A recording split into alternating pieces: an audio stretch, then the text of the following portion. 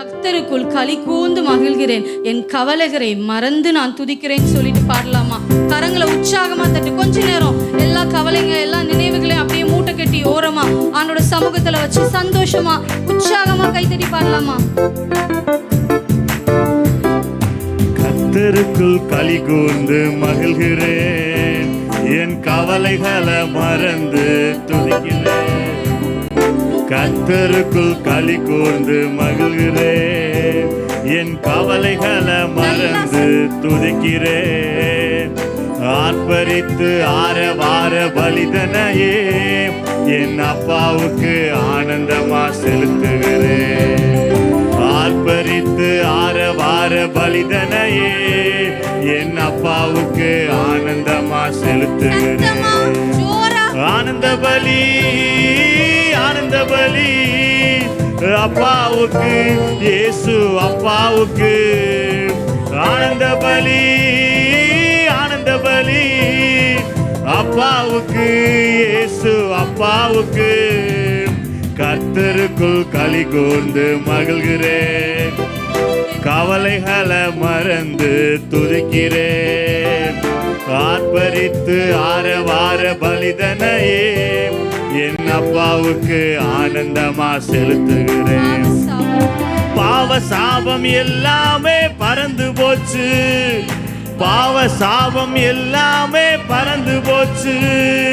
பரிசுத்த வாழ்வு என்னுள் வந்தாச்சு, பரிசுத்த வாழ்வு என்னுள் வந்தாச்சு. கர்த்தருக்குள் களி கூர்ந்து மகிழ்கிறேன், கவலைகளை மறந்து துதிக்கிறேன். ஆர்ப்பரித்து ஆரவார பலிதனையே அப்பாவுக்கு ஆனந்தமா செலுத்துகிறேன். ஆர்ப்பரித்து ஆரவார பலிதனையே என் அப்பாவுக்கு ஆனந்தமா செலுத்துகிறேன்.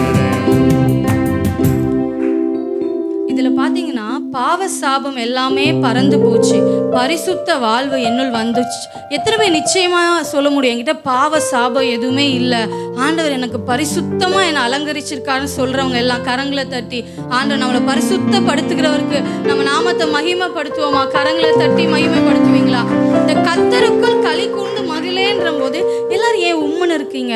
இந்த உலகத்திலே நம்மளை அள வைக்க முடியாத, அள வைக்க தெரியாத, நம்மளை அளவே வைக்காத ஒரே ஒரு நபர்னா அது நம்ம இயேசு அப்பா தான். இயேசு அப்பா தான் நம்மளால என்ன பண்ண முடியாது, நம்மள அவர் அள வைக்க மாட்டார், அள வைக்க அவருக்கு தெரியவும் தெரியாது.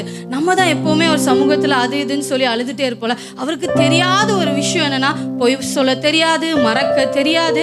அது மாதிரி நம்மளை அள வைக்கவும் ஏசப்பாக்கணும் தெரியாது. ஏன்னா அவர் அவ்வளவா நமக்காக கெத்செமனேல அழுதார் இல்ல, வேர்வை கூட என்னாச்சு ரத்தமா சிந்து. நமக்கு அவருக்கு அள வைக்கவே தெரியாது. அதனால ஏன் ஏசப்பா என்ன அள வச்சிட்டீங்கன்னு நம்ம கேட்கவே முடியாது. அப்ப இந்த அப்பா வீட்டுக்கு வந்திருக்கோம், நம்ம அம்மா வீட்டை காட்டிலும் இந்த அப்பா வீட்டுல எப்பவும் சந்தோஷம் தான். நல்லா சிரிச்சு சொல்லுங்க, என்ன சந்தோஷமாக்குற ஒரே இடம் தேவ சமூகம் தான். அங்க சிரிச்சுட்டு சொல்லுங்க, என் கவலைகள் எல்லாம் நான் மறக்கிறேன்ப்பா, என்ன சந்தோஷப்படுத்துகிற என் அப்பாவோட வீட்டுல நான் இருக்கிறேன், என்ன அவ்வளவா அலங்கரிக்கிறேன், அப்பா வீட்டுல இருக்கிறேன்னு உங்க இறுக்கமான இதயத்தெல்லாம் அப்படியே வெடிக்க வச்சிருங்களா. அப்படி வெடிக்க வச்சுட்டு அப்படி கை தட்டி உற்சாகமா, கை இப்படி மடியில வைக்க தைக்க கூடாது, நல்லா இப்படி உற்சாகமா தட்டுங்க. அசைய அசைய அசைய இதயமும் என்ன ஆகும், அசையும். வாழ்க்கையில் இருக்கிற கவலைப்படுத்துகிற காரையும் அசைய ஆரம்பிக்கும். எல்லாரும் உற்சாகமா பாடலாமா? பயமும் படப்படப்பும் ஓஞ்சி போச்சு, பாடுகளை தாங்கும் பலன் வந்தாச்சுன்னு கரங்களை தட்டி நல்லா.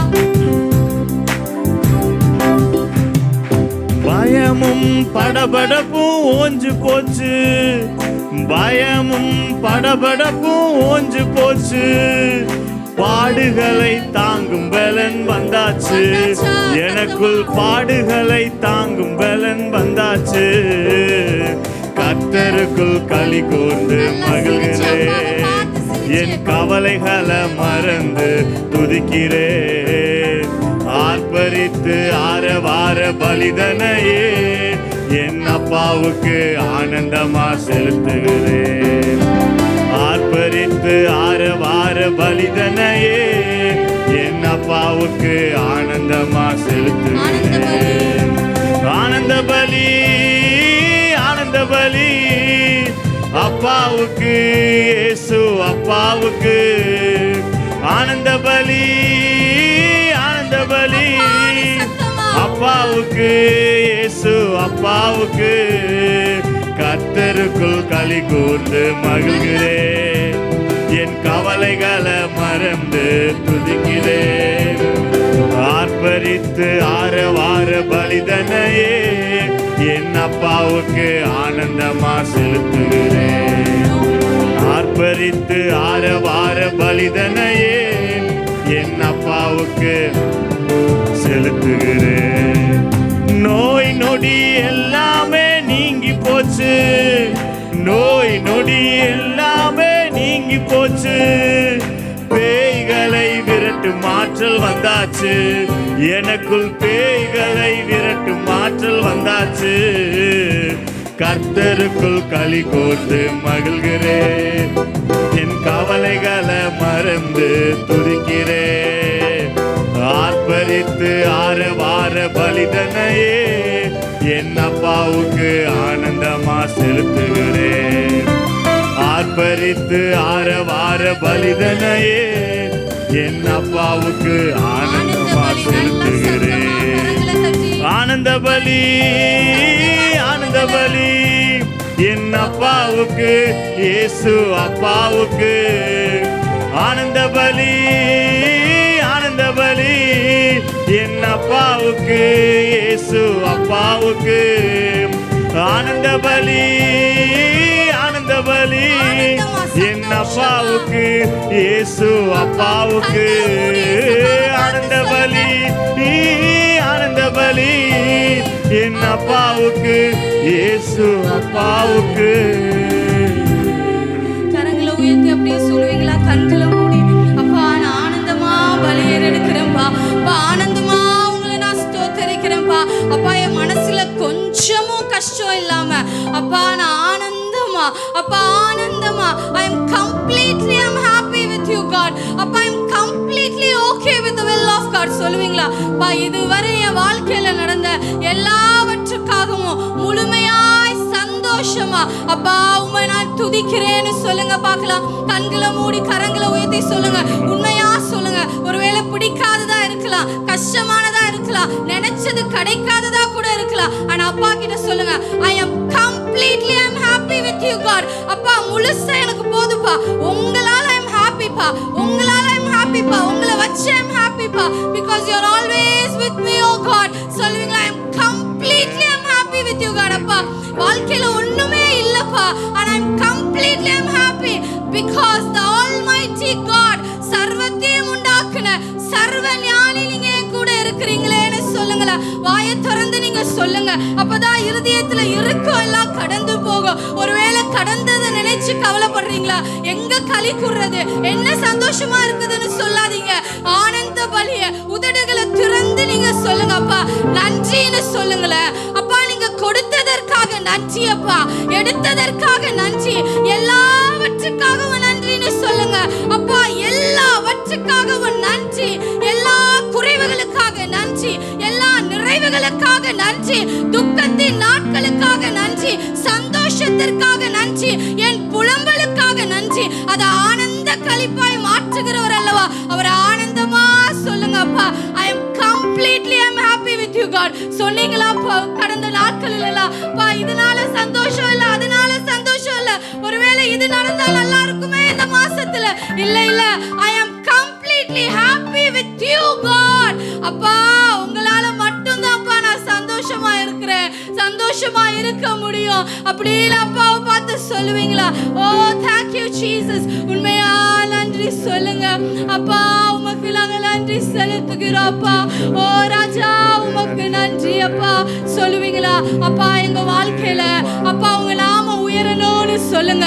அப்பா நன்றி, நீங்க நன்றி சொல்ல சொல்ல யோபுடைய வாழ்க்கையில அவன் நாமத்தை ஆண்டவர் உயர்த்தினார் உயர்த்தினார். அந்த யோபு நன்றி சொல்ல சொல்ல சொல்ல எல்லாவற்றுக்கும் ஸ்தோத்திரம்னு சொல்ல சொல்ல ஆண்டவருடைய நாமத்தை அவருடைய வாழ்க்கையில ஆண்டவர் அதிகமாய் அதிகமாய் அதிகமாய் உயர்த்தினார்.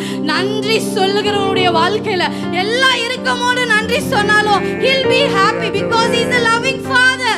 ஆனா ஒண்ணுமே இல்லாம நான் நன்றின்னு சொல்லும் போது அவர் அதிகமாய் அவருடைய நாமத்தை, சர்வ வல்லமை உள்ளவருடைய நாமத்தை அவர் உங்க வாழ்க்கையில அதிகமா அவர் உயர்த்துவார். சொல்லுவீங்களா? அப்பா உங்க நாமம் உயரணும்ப்பா, இன்று மேன்மை அடையணும், பாடுவேன், பாடுவோம் அல்லேலூயா அப்படின்னு சொல்லி அப்படியே பாடலாமா? ஒருவேளை இந்த பாடல் தெரிந்தா இணைந்து பாடுங்க, இல்லைன்னா அந்த ஸ்கிரீன்ல பார்த்து அந்த நாம பாட்டை பாடுவோம். ஆண்டவரே உங்க நாமம் உயரணும். எதுக்குப்பா? எதுக்கு இந்த கவலை? எதுக்கு நான் இந்த ஜெபத்தை உங்க சந்நிதியில வைக்கிறேன்? எதுக்காக நான் காத்திருக்கிறேன்? எனக்காகவா? இல்ல, இதோ கர்த்தரை சேவிக்கிறவங்களுக்கும் சேவிக்காதவங்களுக்கும் ஒரு வித்தியாசம் தெரியணும்லப்பா.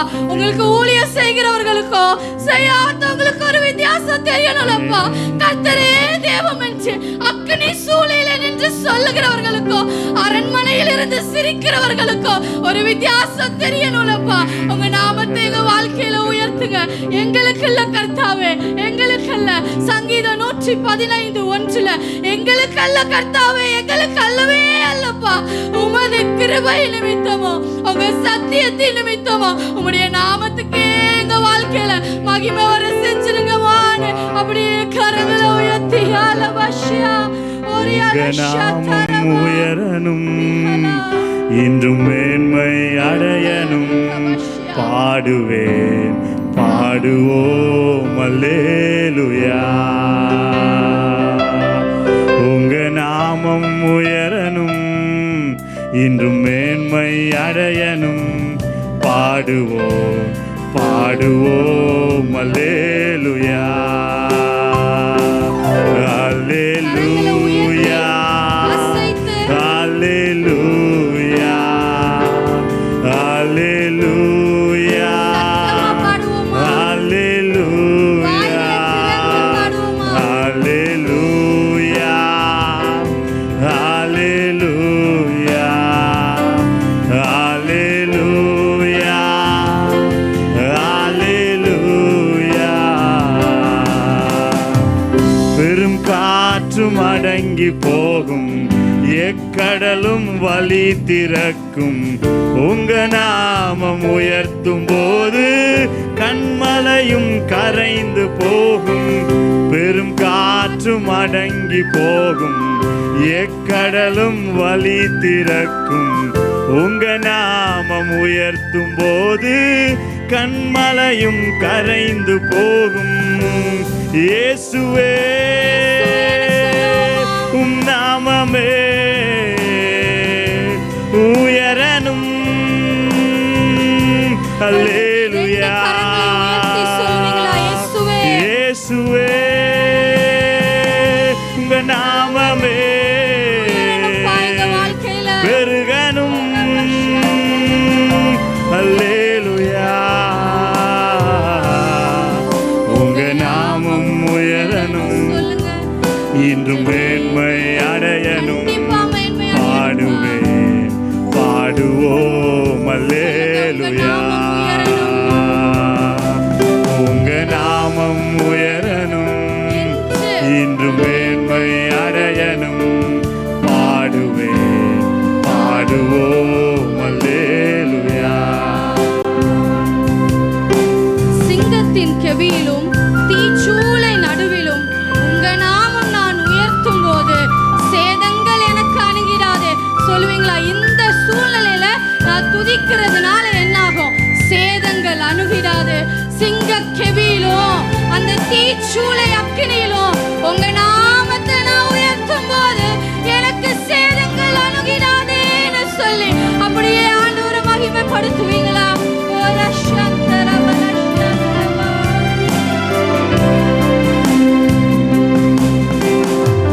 சிங்கத்தின் கேபியிலும் தீச்சூளை நடுவிலும் உங்க நாமம் உயர்த்தும் போது சேதங்கள் அணுகிடாது.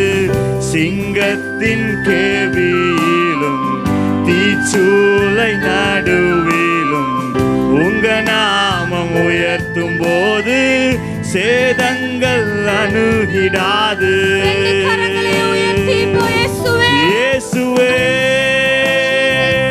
உம் நாமமே உயரணும். அல்லேலூயா,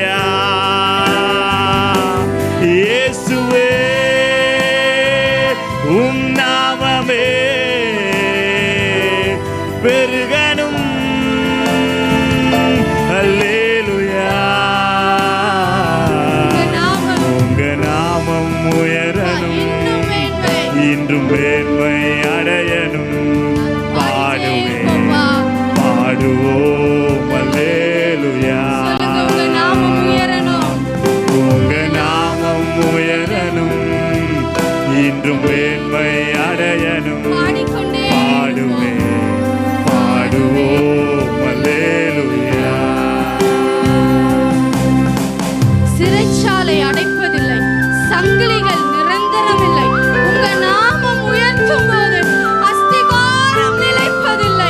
அவர் நாமத்தை உயர்த்துகிற இடத்துல கட்டுகளுக்கோ சங்கிலிகளுக்கோ எந்த அந்தகார கிரியைகளுக்கோ வல்லமே இல்லைன்னு விசுவாசிக்கிறவங்க கரங்களை உயர்த்தி, அப்பா என் வாழ்க்கையில உங்க நாம உயரணும், உங்க நாமம் தான் உயரணும்னு சொல்லுவீங்களா?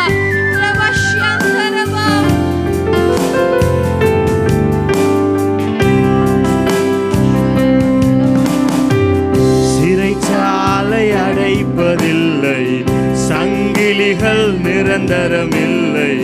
உங்க நாமம் உயர்த்தும் போது அஸ்திவாரம் நிலைப்பதில்லை. சிறைச்சாலை அடைப்பதில்லை, சங்கிலிகள் நிரந்தரமில்லை. உங்க நாமம் உயர்த்தும் போது அஸ்திவாரம் நிலைப்பதில்லை. இயேசுவே உம் நாமமே உயரணும். அல்லேலூயா. இயேசுவே உம் நாமமே பெருகணும். அல்லேலூயா. உங்க நாமம் உயரணும், இன்று மேன்மை அடையணும். பாடுவே பாடுவோம். அல்லேலூயா. உங்க நாமம் உயரணும், இன்று மேன்மை அடையணும். பாடுவே பாடுவோம். அல்லேலூயா. அல்லேலூயா. அல்லேலூயா. அல்லேலூயா. அல்லேலூயா. அல்லேலூயா.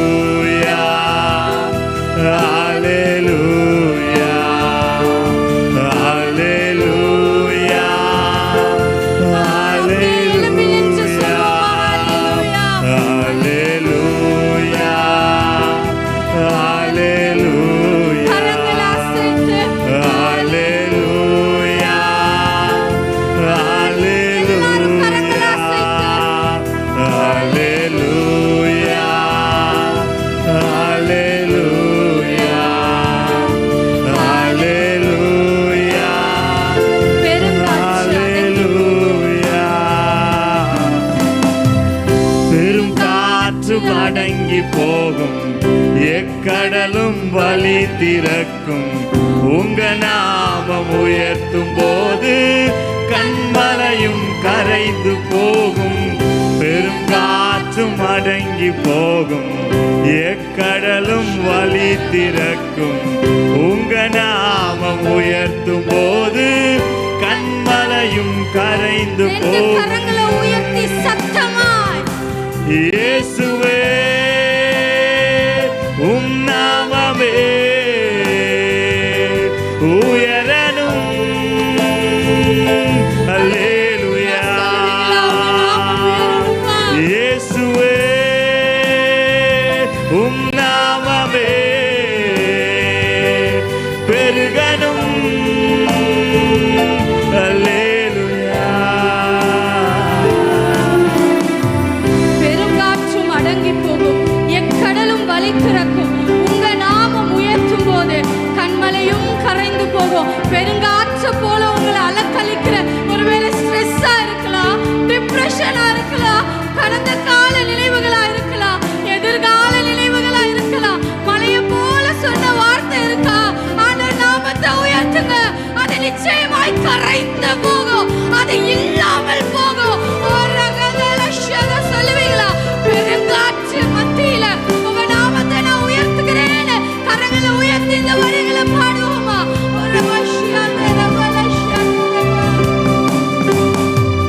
பெரும் காற்றும் அடங்கி போகும், எக்கடலும் வழி திறக்கும். உங்க நாமம் உயர்த்தும் போது கண்மலையும் கரைந்து போகும். பெரும் காற்றும் அடங்கி போகும், எக்கடலும் வழி திறக்கும். உங்க நாமம் உயர்த்தும் போது கண்மலையும் கரைந்து போகும். இயேசுவே உம் நாமமே உயரணும். அல்லேலூயா. இயேசுவே உம் நாமமே பெருகணும். அல்லேலூயா. உங்க நாமம் உயரணும், இன்று மேன்மை அடையணும். பாடுவோம் பாடுவோம் அல்லேலூயா. இந்த சூழ்நிலையில இருந்து சொல்லுங்க, உங்க நாமம் அந்த உயரணும், சூழ்நிலையில நிப்பேன். இன்று மேன்மை அடையணும். கானோட நாமம் உயர போகுது. நான் நிப்பேன், நான் நின்று ஜெயமெடுப்பேன்னு சொல்லுங்க. உங்க நாமம் உயரணும், உங்க நாமம் உயரணும், நிச்சயம் மேன்மை அடையும். மேன்மை அவர் அடையணும். சொன்னாரே, பாடுவேன் உலகில் இருக்கிற எல்லா ஜனத்தை காட்டிலும் கீர்த்தியும் புகழ்ச்சியுமாய் மேன்மையாய் வைப்பார். உங்க நாமம் உயரணும், இந்த சூழ்நிலையில நின்று சொல்லுங்க, அடையணும். நான் அக்கினி சூளையில நிற்பேன், சிங்க கெபியில நிற்பேன், அங்கே ஆண்டவரை துதித்துக் கொண்டே இருப்பேன். ஹalleluya. பாடுவோமா? கரங்களை அசைத்து நீங்க பாட பாட சொல்ல சொல்ல Hallelujah, hallelujah, hallelujah, சத்தமா கண்களை மூடி hallelujah,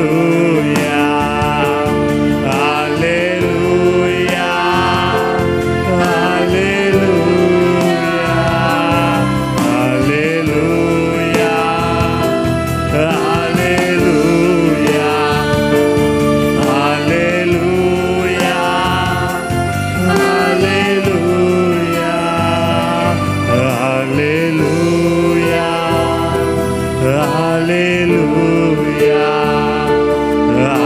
hallelujah, hallelujah,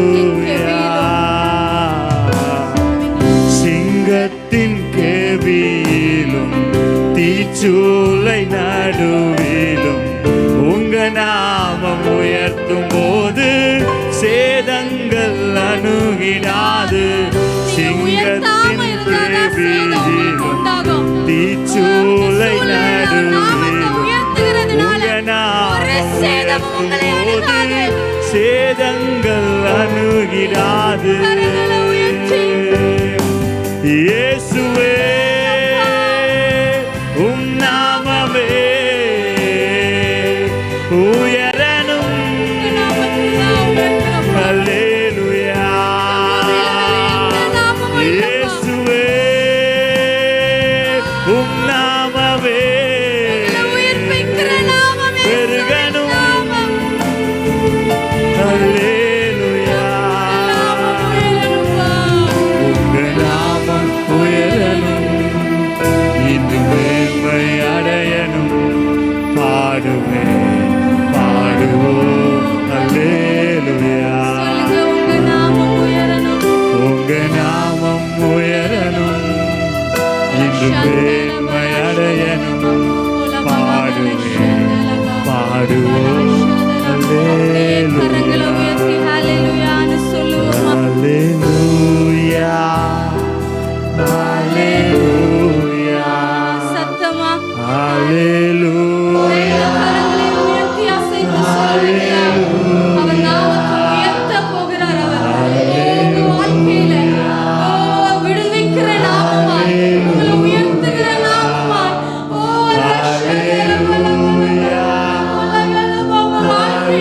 உயர்த்துகிற நாமமாய், யோசேப்புக்கு வெளிப்படுத்தின அதே உயர்வு, தானியேலை உயர்த்தின அதே நாமமுடையவர். நேற்றும் இன்றும் என்றும்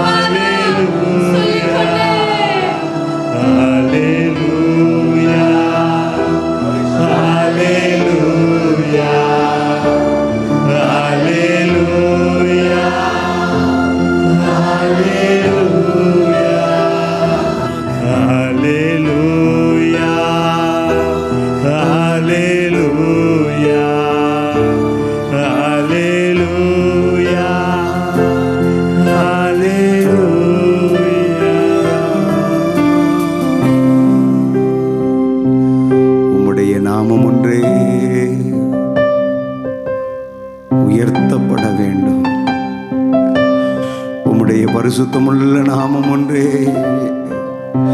எங்கள் மூலமாக இந்த நாளிலே உயர்த்தப்பட வேண்டும். சிறியவனை புழுதியிலிருந்தும் எளியவனை குப்பையிலிருந்தும் உயர்த்தி ராஜாக்களோடு பிரபுக்களோடு கூட அமர பண்ணின எங்கள் கர்த்தருடைய நாமம் இந்த நாளிலும் உயர்த்தப்பட வேண்டும். கரங்களை உயர்த்தி சொல்லுங்க, உயர்த்தப்பட வேண்டும். இயேசு ராஜாவினுடைய நாமம் ஒன்றே உயர்த்தப்பட வேண்டும். வாய் திறந்து சொல்லுங்க எல்லாரும், இயேசுவே உம்மை உயர்த்துகிறேன், இயேசு கிறிஸ்துவே உம்மை உயர்த்துகிறேன். ஓ எங்கள் இரட்சகா, உம்மை நாங்கள் உயர்த்துகிறோம், உயர்த்துகிறோம், உயர்த்துகிறோம்.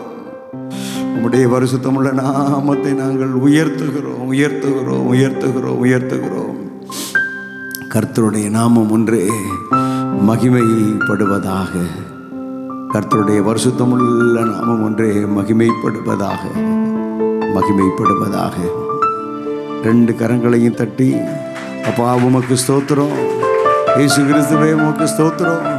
எங்களை தேடி வந்தவரே ஸ்தோத்திரம், தெரிந்தெடுத்தவரே ஸ்தோத்திரம், முன்னறிந்தவரே ஸ்தோத்திரம், முன் குறித்தவரே ஸ்தோத்திரம், பெயர் சொல்லி அழைத்தவரே ஸ்தோத்திரம், விலையேறப்பட்ட இரத்தத்தால் எங்களை மீட்டுக் கொண்டவரே ஸ்தோத்திரம், உம்முடைய விலையேறப்பட்ட அபிஷேகத்தினாலே எங்களை நிரப்பி இருக்கிறவரே உமக்கு ஸ்தோத்திரம். ரபா வாதலா ஓஷபாதுரபா கரகதரகந்துரா. Hallelujah, hallelujah, hallelujah. Glory, glory, glory. கர்த்தருடைய மகிமை நிறைந்த கிருபை நிறைந்த பிரசன்னம் தொடர்ந்து எங்களை ஆளுகை செய்யட்டும். மிகுதியான நேரத்தை கர்த்தர் நீர் பொறுப்படுத்திக் கொள்வீராக. இயேசு இரட்சகருடைய நாமத்தில் பிதாவே, ஆமென், ஆமென், ஆமென், ஆமென். கர்வம் ஜீசஸ் எமெலான் க்ளோரி பிரைஸ். ஹல்லேலூயா. சரி, இவ்வளவு நேரமாக நம்ம பாடி கர்த்தரை மகிமைப்படுத்தி கர்த்தருடைய சமூகத்தில் ஜெபம் பண்ணி கர்த்தருக்கு பிரியமான காரியங்களை எல்லாம் செய்தோம். இப்பொழுதும் அதை விட இன்னும் மேலானதாக கர்த்தருடைய வார்த்தையை நம்ம கேட்க போகிறோம். அருமையான தாயரை கரந்தட்டி வரவேற்கலாமா? ஸ்தோத்திரம். இப்போ நம்ம கர்த்தர் நம்மிடத்தில் பேசும்படியாக நம்ம அவரை நோக்கி பார்ப்போம். ஏசப்பா, நம்ம துதிக்கிற ராஜா, நாங்கள் பிள்ளைங்களா உங்கள் சமூகத்தில் வந்திருக்கோம்ப்பா. அப்பா, நீங்கள் உங்கள் வசனத்து மூலமாக இந்த நேரத்தில் எங்களோட பேச வேண்டும் நாங்கள் கேட்குறோம்ப்பா. உங்களுடைய வசனம் ஆவியாயும் ஜீவனாகவும் இருக்குதப்பா. அந்த ஜீவ வசனம் அப்பா எங்களுக்குள்ளாக வந்து ஆண்டவரே எங்களை சீர்படுத்தட்டப்பா, ஸ்திரப்படுத்தட்டப்பா, பலப்படுத்தட்டப்பா. ஆண்டவரே, நாங்கள் உமக்காக எழுந்து பிரகாசிக்க எங்களுக்கு அவைகளை பலப்படுத்தி ஆசீர்வதித்து நீங்கள் தர வேண்டுமா நாங்கள் ஜெபிக்கிறோம். இயேசுவின் மூலமே ஜெபிக்கிறோம் பிதாவே, ஆமேன், ஆமேன். நான் என்ன செய்வேன்? உன்னுடைய சத்துருக்கு எதிர்பட்டு நான் என்ன செய்வேன்? சகாயம் பண்ணுவேன். நம்முடைய கர்த்தர் எப்படிப்பட்டவர்? நம்முடைய சத்ருவுக்கு எதிர்பட்டு நமக்கு என்ன செய்கிறாராம்? சகாயம் பண்ணுகிற தேவன். சரியா? எப்படி சத்துருக்கு எதிர்பட்டு சகாயம் பண்ணுறாரு அப்படிங்கிறத பற்றி நம்ம பார்க்கும்போது, இன்றைக்கு நம்ம இஸ்ரவேல் மக்களை இப்போ நம்ம நினைக்கிறோம். இஸ்ரவேல் மக்களை வந்து மோசே எகிப்து தேசத்திலிருந்து அடிமைத்தனத்திலிருந்து அவரை விடுதலையாக்கி, இஸ்ரவேல் மக்களை விடுதலையாக்கி கொண்டு வந்தாங்க இல்லையா? கொண்டு வந்து நமக்கு தெரியும். அந்த மோசையோட துணையா, அவருக்கு உதவியா, அவருக்கு அசிஸ்டண்டா யார் வந்தா? ஆரோன். கரெக்டு. அடுத்த யார்? யோசுவா. ஆரோனுடைய சகோதரன் அவர் வந்தார். அதோடு யார் வந்தா? அவருக்கு அசிஸ்டண்டா யார் வந்தது? யோசுவா. யோசுவாவும் மோசையோடய வர்றாங்க. வந்து இப்போ பாதி வனாந்தரெல்லாம் கடந்து வந்தாச்சுது. இன்னும் வந்து இவங்களுக்கு எதற்காக இஸ்ரவேலர் எகிப்து தேசத்திலிருந்து அழைத்து கொள்ள வரப்பட்டாங்க? பாலும் தேனும் ஓடுகிற தேசமாகிய கானான் தேசத்துக்கு நான் அழைச்சிட்டு போவேன்னு இஸ்ரேல் மக்களுக்கு கர்த்தர் வாக்கு கொடுத்துருந்தார். கானான் தேசத்துக்கு இல்லையா? அதனால் எகிப்திலிருந்து கர்த்தர் என்ன செஞ்சார்?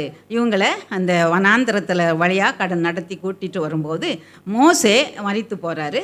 அடுத்தது யாருக்கு அந்த பொறுப்பு வருது? யோசுவாவுக்கு வருது. யோசுவா வந்து மோசே கூட இருக்கும்போதே அவர் யுத்தத்திலலாம் ஈடுபடுறாரு. 40 வயதில் அவர் யுத்தத்துக்கு போனவர். அவர் முதிர் வயது வரைக்கும் யுத்தம் செய்து தேசங்களை சுதந்திரித்து கொள்கிறாரு. இவங்க கானான் தேசத்துக்கு புறப்பட்டு செல்லும்போது நம்மளை கூட தேவனுடைய ராஜ்யத்துக்குன்னு தான் நம்ம போய்கிட்டு இருக்கோம் இல்லையா? நம்முடைய லக்கு கோல் எல்லாத்தையும் என்ன தான்? தேவனுடைய ராஜ்யத்துக்கு போய் சேரணும், அதானே இல்லையா? ஆமாம். இந்த உலகம் நமக்கு நிரந்தரமானது அல்ல, நிலையானது அல்ல.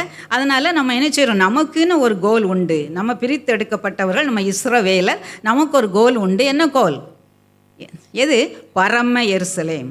அப்போ கானான் தேசத்துக்கு நேராக தான் அவங்க போன மாதிரி நம்மளும் என்ன செஞ்சுட்டு இருக்கிறோம், போய்கிட்டு இருக்கிறோம். இப்போ கானான் தேசத்துக்கு ரொம்ப ஈஸியாக அவங்க போயிட்டாங்களா அப்படின்னா ஈஸியாக போகலை. அவங்களுக்கு நிறைய சத்துருக்கள் இருந்தாங்க, நிறைய சத்துருக்கள் அவர்களுக்கு எதிராக வந்தாங்க. அந்த சத்துருக்கள்லாம் வரும்போது கர்த்தர் எப்படி அவங்களுக்கு சகாயராக இருந்தார் அப்படிங்கிறத பற்றி தான் இப்போ பார்க்க போகிறோம். இப்போ யோசுவா பார்த்திங்கன்னா, யோசுவா மக்களெல்லாம் கூட்டிகிட்டு போகும்போது யோர்தானை கடந்து வந்தாங்க. ஒரு பெரிய தடை என்ன இருக்குது? யோர்தானுக்கு அடுத்தது என்னது? எரிகோ கோட்டை. எரிகோ கோட்டை பெரிய தடையாக இருக்குது. ஆமாம், ஆனால் எரிகோ கோட்டையை தாண்டி என்ன செய்யணும், போகணும். அது அடைக்கப்பட்டிருக்குது. ஒருத்தரும் உள்ளேயும் போக முடியாது, வெளியேயும் வர முடியாது, அப்படி அடைக்கப்பட்டிருக்குது. இப்போ இந்த கோட்டை என்ன செய்யணும், தகர்க்கப்படணும். அப்போ இதுக்கு என்ன செய்கிறது? இவங்க என்ன பண்ண போகிறாங்க? இந்த இஸ்ரேல் மக்கள் வனாந்திரத்தில் அலைஞ்சு வர்றவங்க இல்லையா, இவங்ககிட்ட என்ன இருக்குது? பட்டயங்கிட்டையெல்லாம் ஒன்றும் இருக்காது இல்லையா, சரியா? அப்போ எப்படி தகர்க்க போகிறாங்க? கர்த்தர் நல்லவர் இல்லையா? அவர் என்ன பண்ணார்? நல்ல ஒரு ஆலோசனை கொடுத்தார். நம்ம கர்த்தர் என்ன செய்கிறாரு? நமக்கு இப்படி பிரச்சனைகள் வரும்பொழுது, தடைகள் வரும்பொழுது நமக்கு ஆலோசனை கொடுத்து நமக்கு சகாயம் பண்ணுகிறார். ஆலோசனைகள் மூலமாக நமக்கு சகாயம் பண்ணுகிறவராக யாருக்கா? கர்த்தர் இருக்கிறார். என்ன ஆலோசனை கொடுத்தாரு? நீ 6 நாள் நீங்கள் எல்லாம் என்ன செய்யுங்க, யுத்த வீரர்கள் மாத்திரம் என்ன செஞ்சுட்டு வாங்க. இந்த ஒவ்வொரு நாளும் ஒரு 6 நாளும் ஒரு நாளைக்கு ஒரு சமயம் இந்த எரிகோ கோட்டை சுற்றிட்டு வாங்க. 7ஆவது நாள் 7 ஆசாரியர்கள் முன்னால் போகணும், எக்காலம் எடுத்துகிட்டு போகணும், உடன்படிக்கை பெட்டி, அப்புறம் என்னது, யுத்த மக்கள் எல்லாம் ஜனங்களெல்லாம் ஃபாலோ பண்ணணும். இது எத்தனை தடவை சுற்றணும்? 7 தடவை சுற்றணும். சரியா? 7 தடவை நீங்கள் சுற்றி வரணும். அப்படி சுற்றி கடைசியில் 7ஆவது தடவை சுற்றி வரும்பொழுது அந்த 7 எக்காலத்தையும் ஆசாரியர்கள் ஊதும்போது அப்போ ஜனங்கள் எல்லாம் என்ன செய்யணும்? ஆர்ப்பரிக்கணும், ஆரவாரிக்கணும். அது வரைக்கும் அமைதியாக வரணும். இப்போ என்ன செய்யணும்? ஆர்ப்பரிக்கணும் அப்படின்னு கர்த்தர் ஆலோசனை சொல்கிறாரு. இந்த ஆலோசனையை அப்படியே யார் கேட்குறா? யோசுவா முன்ன பின்ன ஒன்றும் இல்லாமல் அப்படியே என்ன செய்கிறாரு? அப்படியே கேட்டு, ஏன் சப்பா செய்யணும், ஏன் இப்படி பண்ணணும், அப்படி பண்ணணும். நமக்கு சில சமயம் கர்த்தர் ஆலோசனை கொடுப்பார். ஆனால் நம்ம என்ன செய்வோம்? அநேக நேரங்களில் அதை நான் கொஞ்சம் இப்படி செஞ்சால் நல்லா இருக்குமா? இவர் லோத்துக்கு ஆலோசனை கொடுத்தா, நீ மலைக்கு ஓடிப்போ. லோத்து என்ன சொன்னார்? மலைக்கு போக கஷ்டம்ப்பா, நான் அந்த சமவெளிக்கு போகிறேன். கர்த்தர் ஆலோசனை கொடுக்கும்போது நம்ம என்ன செய்கிறோம்? ரைட்டாக அடுத்த டேர்னிங் போடுறோம் இல்லையா? நம்மளே சில சமயம் கர்த்தர் நமக்கு சில ஆலோசனை கொடுப்பார். இந்த காரியத்தை நீ இப்படி செய்ய, இதை செய்ய. அப்போ நம்ம சொல்லுவோம், வேண்டாப்பா, இது பண்ணால் கஷ்டம், ஆனால் நான் இப்படி பண்ணுறேன் அப்படி நம்முடைய சுயத்தில் போகும்போது அது என்னவாயிருது? தோல்வியாகுது. சரியா? இப்போது யோசுவா அப்படியே செஞ்சு 6 நாள் சுற்றி வந்தாச்சு. 7ஆவது நாள் எக்காலம் ஊதும் போது ஆர்ப்பரிக்கும் போது என்ன ஆச்சுது? எரிகோ கோட்டை தகர்ந்து விழுது. பெரிய கோட்டை வெறும் ஆரவாரிப்பில், வெறும் இதில் துதியில் என்ன செய்யுது? கோட்டை இடிந்து விழுது. ஆரவாரத்தின் நிமித்தமாக ஆரவாரம். இப்போ கர்த்தர் ஆலோசனை கொடுத்து சகாயம் பண்ணுறாரு அந்த எரிகோ கோட்டை தகர்க்கிறதுக்கு. அதுக்கு காரணம் ஆர்ப்பரிப்பு எதை குறிக்குது? துதியை குறிக்குது.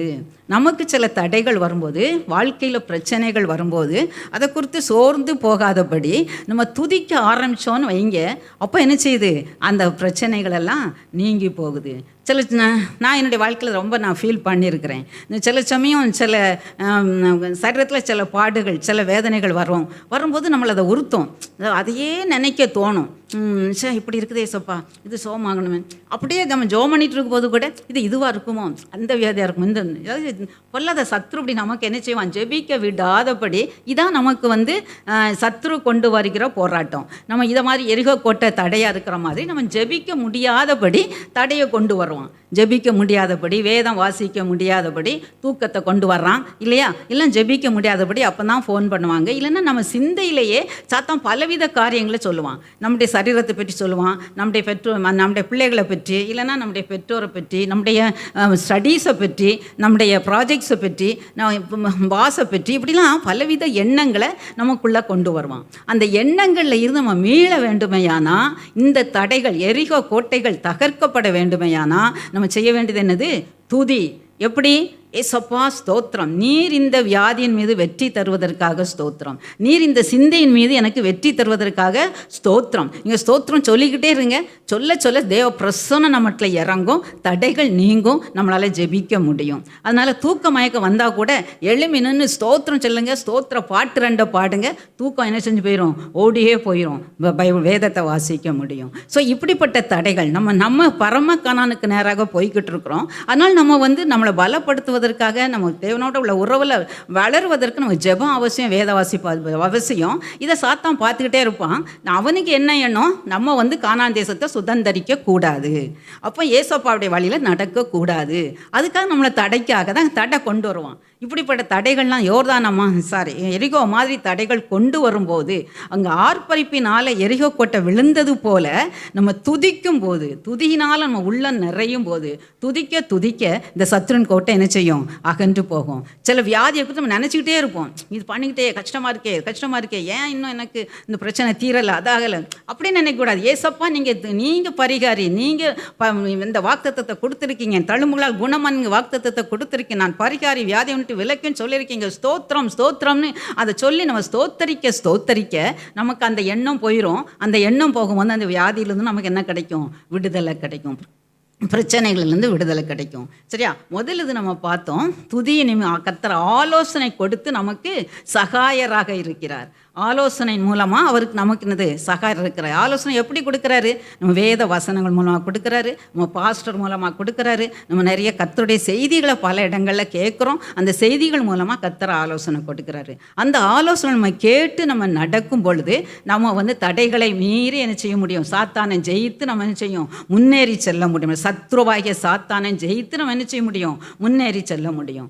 ரெண்டாவது பாருங்க, ரெண்டாவது என்ன செய்கிறாரு, இவர் யோசுவா இப்போ எரிகோ கோட்டையை தகர்த்தாச்சு இல்லையா, எரிகோ கோட்டை ஜெயித்தாச்சு. அடுத்தது பார்த்தா அங்கே ஆயி பட்டணம் இருக்குது, இந்த ஆயி பட்டணத்தை மேற்கொள்ளணும். உடனே தன்னுடைய ஆட்களை அனுப்பி அவர் வேவு பார்த்துட்டு வாங்க, எப்படி இருக்குது அந்த பட்டணம், எப்படி நம்ம ஜெயித்துக்கலாம் அப்படின்னு. அப்போ வேவுக்கார் போயிட்டு சொல்கிறாங்க, அது ஒன்றும் பெரிய நிறைய ஆட்களே இல்லை, கொஞ்சம் பேர் தான் இருக்காங்க, நம்ம கூட ஒரு 2000-3000 பேர் போனால் போதும், அதை நம்ம ஜெயித்துட்டு வந்துடலாம் அப்படின்னு சொன்ன உடனே சரி அப்படின்ட்டு என்ன ஒரு 3000 பேர் கிளம்பி ஆயி பட்டணத்துக்கு போகிறாங்க. ஆயி பட்டணத்தை போகும்போது ஆயி பட்டணத்து மக்கள் இந்த இஸ்ரவேல் மக்களை விரட்டுன்னு விரட்டிட்டாங்க, 300 பேரை கொன்று போட்டாங்க. அப்போது இந்த செய்தி யோசுவாவுக்கு கிடைக்குது. உடனே யோசுவாவுக்கு ரொம்ப கவலை, என்னையா ஏசப்பா தேவனே, நாங்கள் உம்முடைய ஜனம் இல்லை, உம்முடைய ஜனம் இஸ்ரவேல் ஜனம் புறமுதுகிட்டு வந்துட்டாங்களே, உம்மை பற்றி இந்த ஜனங்கள்லாம் என்ன நினைப்பாங்க, இந்த புறஜாதி ஜனங்கள்லாம் அப்படின்னு என்ன செய்கிறாரு, வேற நம்ம ஏன் தோல்வி வந்தது, என்ன காரணம் அப்படின்லாம் போட்டு, இப்போ நம்ம அரசாங்கத்தில்னா ஏதாவது இப்போ கட்சிகள் தோற்று போச்சுன்னா என்ன செய்வாங்க, அவங்க ஒரு மீட்டிங் போடுவாங்கல்ல, போட்டு என்ன செய்வாங்க, தோல்விக்கு காரணம் என்ன அப்படின்னு ஆராய்வாங்க, அப்படி தானே? ஆமாம், இப்போ இந்த ஆக்சிடெண்ட் நடந்துச்சு, இந்த ஆக்சிடெண்ட்டுக்கு காரணம் என்ன அப்படின்னு இல்லையா. ஆனால் யோசுவா என்ன செய்யலை, இந்த தோல்விக்கு காரணம் என்ன என்று உட்காந்து ஆராய்ந்து அவனாக போட்டு மீட்டிங்கெல்லாம் போட்டுட்டு இருக்காம எங்கே போகிறான் பார்த்தீங்களா, தேவ சமூகத்துக்கு போகிறான். போய் என்ன செய்கிறாரு, அவர் முகங்குப்புற விழுந்து கிடக்கிறாரு. அது எந்த அதிகாரத்தில் வரும்னா 6ஆம் அதிகாரத்தில் வரும், நீங்கள் வீட்டில் போய் பார்க்கலாம், இப்போ நான் சொல்லிட்டு இருக்கிறதை பார்க்கலாம், சரியாக கவனிக்கலாம். ஸோ முகங்கொப்புற விழுந்து கிடக்க, அப்போ கர்த்தர் சொல்கிறார், நீ முகங்கொப்புற விழுந்து கிடப்பது என்ன, அங்கே என்னது சாபத்தீடான காரியம் இருக்குது, அதனால் நான் எப்படி உனக்கு வெற்றி கொடுக்க முடியும். அப்போது நம்மகிட்ட அடுத்த காரியம், நம்மகிட்ட சாபத்தீடான காரியங்கள் இருக்கும்போது நமக்கு பகைவனை நம்ம என்ன செய்ய முடியாது, வெற்றி காண முடியாது. சில சமயம் நம்ம பகைவர்களை சில சமயம் வெற்றி காண முடியாமல் இருக்கலாம், அது நம்முடைய பிரச்சனைகள் ஏதாவது இருக்கலாம், ஒரு சுகவீனமாக இருக்கலாம், ஏதாவது ப்ராப்ளம், யாராவது ஒரு நம்ம நல்மனம் பொருந்த முடியாமல் இருக்கலாம், சண்டை போட்டுட்டு இருக்கலாம் மற்றவங்க, இப்படி ஏதாவது ஒரு காரியம், ஏதாவது ஒரு பிரச்சனை இருக்கலாம். இதுக்கு என்ன காரணம், நம்மகிட்ட குறை